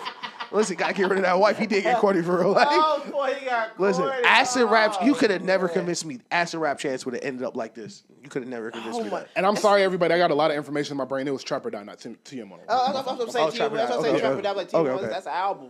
But I'm trying. That's what I'm saying. Like, cause Future had that Future when he dropped that 3-headed mixtape that one summer. What was that? Like, I think my freshman year of college. He dropped Monster. Was it 56 Nights? 56 Nights, and he had one more. It was. Yeah. He dropped 3 in one. He dropped 3 mixtapes in 1 year. It was Monster 56 Nights. I can't remember the last one. Yeah. Was it Purple Rain? Purple Rain. It was Purple Rain. That's what I'm saying. That's crazy. So that boy different. That boy different. Boy, that boy Pluto is different. That boy Pluto is different, dog. For real, man. For real. So my 2, I'll be like starting out Wayne, of course. Yeah. Gotta go 50. Gotta go 50. Gotta go 50. Yeah. I'm gonna go underrated. He's not in my top 4, but the game has some very like. That is hard. I tell people this. People call me crazy. The game doesn't have a bad album. Not one. He does not. He doesn't have a bad album. And he has several borderline classics. Several. He got like 3 or 4 that was like, that might be a fucking classic. Yeah, no, that's a fact. Yeah, so I'm gonna go. I'm just saying that this. Like, the documentary is a classic. That's a classic album. Yeah, hell yeah. I'm trying to think. So shout out 50 Cent. Wayne. For sure. Okay, I got Wayne. 50. 50. They're stressing this nigga out. Yeah. We don't stress Jeremy out. Meek got some great stuff. Meek. Even like that's back when I was like huge Davies. He used to drop some like Davies, Davies had some crazy stuff. Oh my gosh. I won't co-sign it, but I know someone is thinking Big Sean. Someone somewhere is watching this thinking. I wasn't Big Sean. Big Sean I was not thinking. Detroit, listen, listen. It's beat. I was not thinking of that damn Big Sean. I don't know why you said that shit. You don't like Big Sean? You know the Big Sean fan? Nah, I just be talking to them. I just be seeing if niggas gonna hear me. I ain't saying that. So I like everybody. I'm going to my Apple Music trying to see like. It's so much stuff. While you guys are thinking, top 4, the Mount Rushmore of white rappers. White rappers, this is funny. Mac Miller, Eminem. That's 2 auto bids right there. 2 auto bids. Oh, Paul Wall. Okay. Okay. Yeah. Are we gonna throw Dave Bird in there? Are we gonna give Lil Dicky the nod here? Are we gonna give Beastie Boys a nod? I'm not putting Beastie Boys over Lil Dicky. I'm not putting Beastie Boys on nothing of mine. Yeah. I've never heard a Beastie Boys song to this day. Lil Dicky got some joints. You've heard. I swear to God, I have. You've heard some Beastie Boys. You done heard? They be out and about. I ain't gonna lie. Tell me a Beastie Boys song. Listen. Told you. I know. Shit, I told you I ain't heard that shit. No, but look. We said you heard it. We said you knew it. Who's a good white rapper? Lil Dicky is nice. My Mount Rushmore of white rappers is Eminem, Mac Miller. Yeah. Drake. My fault. Here you go. You might make me mad. I was got up. My fault. I was got up. The half of Drake that is white. Oh, baby, bad, man. Lord, You say Logic too? Drake, please. Listen, white and black? jokes aside, no cap. And Daniel, notice, I'm gonna put Logic at 4. I ain't gonna lie. I knew he was. Listen, mixtape Logic. Listen, and I'm gonna throw Logic on the conversation we had before. One of the best mixtape runs. Logic had a crazy mixtape run. Yellow Wolf to me was on that way up there till he just disappeared to me. You ain't had to say that. I don't know who the fuck that is. You know who Yellow Wolf is? Yellowwood? Like the wood? Nah, Yellowstone, like the show? You don't remember what was that 2K? What was the 2K? It had the fast lane. That's a Yellow Wolf Eminem song. The Yellow Brick Road. Don't make me go pop the trunk. Yellow Wolf, Yellow Wolf, Yellow Brick, Yellow Cake, Lakers at 5. Nigga. Oh man. We stop playing. M. Yeah. Oh my M. Jeremy ain't made a list. This is hard, bro. M. Paul Wall. Yeah, that's my M, Paul Wall, Mac, and Logic. I'm gonna give. I'm going M, Mac, fuck it, MGK, and fuck it, Post Malone. Does Post Malone count? Post Malone counts. But I was gonna say, listen, Post His Malone rap career, his country artist, no, but his Post Malone over Logic. Post Malone over Logic and the Beastie Boys. Post Malone, the only rapper I know that got 1 billion views on like 4 songs. Bro, that nigga tripping. Listen, Man, like, Post Malone has 10 diamond songs. Listen, we can ask about the Beastie Boys. The Beastie Boys have never made White Iverson. Never. Iverson had me the chokehold. I said, who is this? Got her on SoundCloud first. I said, bro, Everybody did. That shit was SoundCloud, a lot of mixtapes. Bro, that shit was tough, bro. Give me Post Malone on there. though. I forgot all about him. Why do we get mad at Drake for talking about the culture vulture stuff and appropriating the culture, but Post get he said, let me steal this money and let me go over here. It's crazy. We mentioned this, but we told Post Malone to leave. He was like, all right, cool, y'all got it. Like, hey, No, for real. We told Post Malone to leave. He was like, all right, I'll do country music. Like, And did it. And he's good at it. Yeah. So it's like, what are you supposed to say? Post Malone is good, man. Yeah. I love Post Malone. And Oh I my don't, God. and truly, if we want to get The a white little, part of J. Cole. You cheated too talking about Post Malone rap career. if He cheated on that one. He cheated on that one. you want to get technical on it, like the reason I don't count that against Post Malone is because I think people can be rappers for a little bit. Like, I don't think that's an issue. Yeah, I think people act like Post Malone coming as a rapper and then doing other genres of music is a negative thing. And I actually just think that shows you how talented rappers are. Yeah. I really just think that shows you the artistry that is in rap music. I think that's a plus and a positive of rap and not a negative. It's like, hey, a white boy made 2 rap albums, they was both really good, and then he went to go do other music. And niggas is like, but he did, and it's like, he didn't steal what we invited him into. Yeah. He made a lot of folks some money too. He made a lot So of it's people like, money. he made Quavo hella money. ASAP best-selling record is a Post Malone song. Like, Facts. Yeah. Quavo, Like, so- 21. Yeah. He got 21 that Yeah. That song is diamond. Bro, yeah. He made some people some money. Sway Lee one of them guys. Sway Lee's great too. And Sway Lee's one of them guys. and he still fuck with us. But they got the song with Sway Lee that's that song. Sunflower's crazy. The Spider-Man song? Sunflower's nuts. Yeah. And it's not like Post Malone be dissing us now and be doing Confederate flag commercials and bullshit. Post Malone just be a white boy, and when a nigga call him, he pull up. Yeah, Beyonce called him, it's like, all right, I'm there. Like, That's a so fact. no, I don't have no issue with Post Malone. Yeah, So- Post Malone is my guy. All right, So Macklemore or Logic? Macklemore. Okay, you don't gotta ask. You don't gotta say that. I'm going Logic. Russ or Logic? Let's just have some nasty arguments. I forgot about Russ. Russ be crying too much. That's At a one fact. point in time, I said, is this Russ is the guy? But one point in time, Russ was hard. Russ Yeah, is hard. and I was like, nah, this is Russ bad. still makes solid music. That first month you a Russ fan? Fact. It's You a nothing Russ like fan? it's nothing like it, bro. That It's first nothing month, like it. That first month of being a Russell When you fan. first found out about Tory Lanez. Yeah. That first month, like, hold on. How did I not know about this guy? But I heard Tory Lanez. I heard Losing Control, and I was like, is he Drake? Yo, gosh. listen, I'm gonna amend my list. I'm dead ass gonna amend my list right here. Oh my God. I'm gonna amend my white rapper list. Nigga said I'm dead ass finna Vanilla do Ice it. on there? So my white rapper list was Macklemore, M. Who was the third one? Paul Wall. is crazy. No, it wasn't Macklemore. It was Mac about to Miller. say, Macklemore I keep like crazy. stacking I it. get it. So Mac Miller, Eminem, Paul Wall, and the Kid Leroy. Shout out Australia. Shout out Australia. Stand up. You can love us, hate us, love be light, fuck out of here. Listen. Episode 114, I'm out of The here. Kid What Leroy. the fuck is he talking about? Hey, listen, Jeremy? the Kid Leroy. I'm telling you, You better go. play Vanilla Ice or something, man. No, listen, like you say, you heard that shit say, is that Drake? The Kid Leroy, I'm telling you. Mark Wahlberg, put him as a white rapper. Marky Mark. Max Kellerman. Max No, that's funny as hell. Gosh, man. Listen. Okay. Okay, so for the TikToks, I do need a quick list so I can post. Okay, it. bet. So let's do mixtapes first, and then we'll do the right rappers. Okay, bet. The show, I know y'all are watching this, and y'all like, what the fuck are they doing? Game planning on the show? Yes, we are. Absolutely. We're 2 hours in, bro. We Yeah. do what we want. Y'all stay this long. Listen. Keep fucking with us. Yeah. Go look at the TikTok. You'll see why we did it. Exactly. It made a great TikTok. Oh, God. Mixtape Mount Rushmore. Yep. Ish. Who do you have? Give me Lil And this Wayne. is mixtape artist Mount Rushmore. Excuse me. So a mixtape artist who is on the Mount Rushmore. Listen, automatic bids. Lil Wayne, 50 Cent. Hello. The two sleepers. I'm gonna go Mac Miller And in live action, I'm gonna repick. I'm gonna go Nicki Minaj 4. Let's go.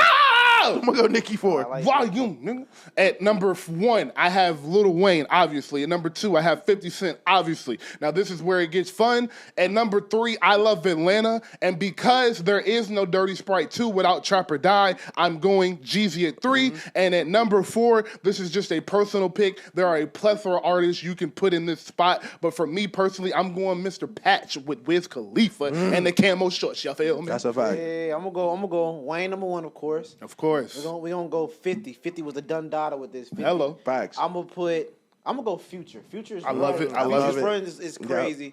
And at last, my sleeper, just from like watching I was watching this show called Beef not too long ago. The old I gotta put the Game in that. The Game had a crazy mix. I'm mad at that. I like I'm that. mad at that. I like that.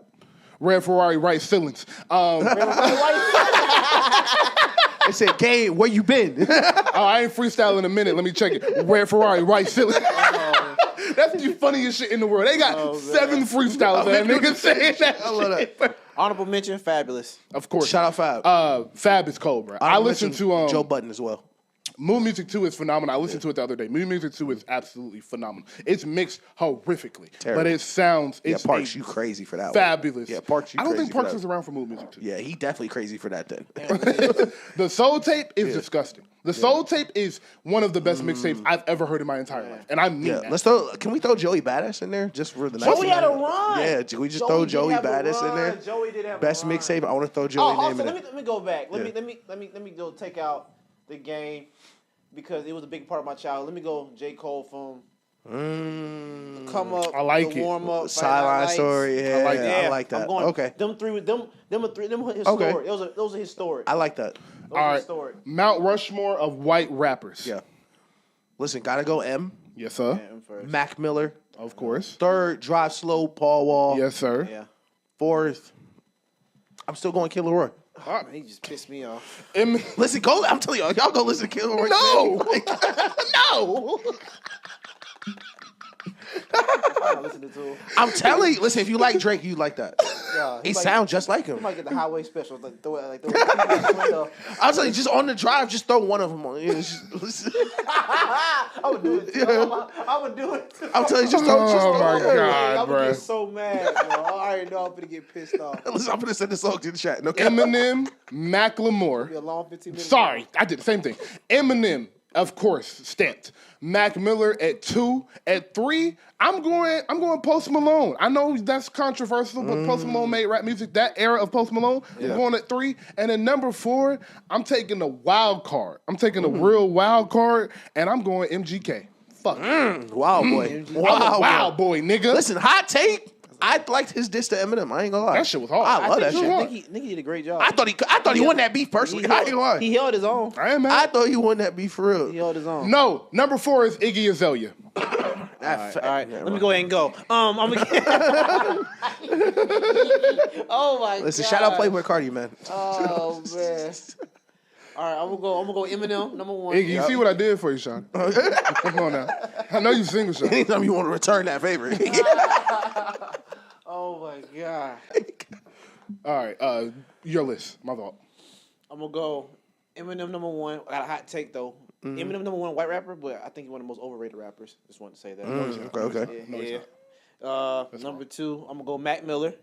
Fair. Number 3, Paul Wall. Yes, sir. Yes, sir. And number 4, I'm gonna go one who started this off. I'm gonna go Vanilla Ice. That's fair.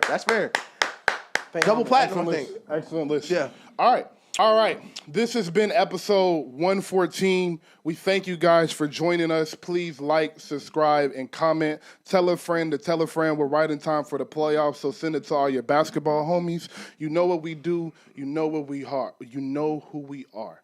In the world full of hate, let your light be love. In the industry full of copycats, we some one-on-ones. Okay. Show about nothing.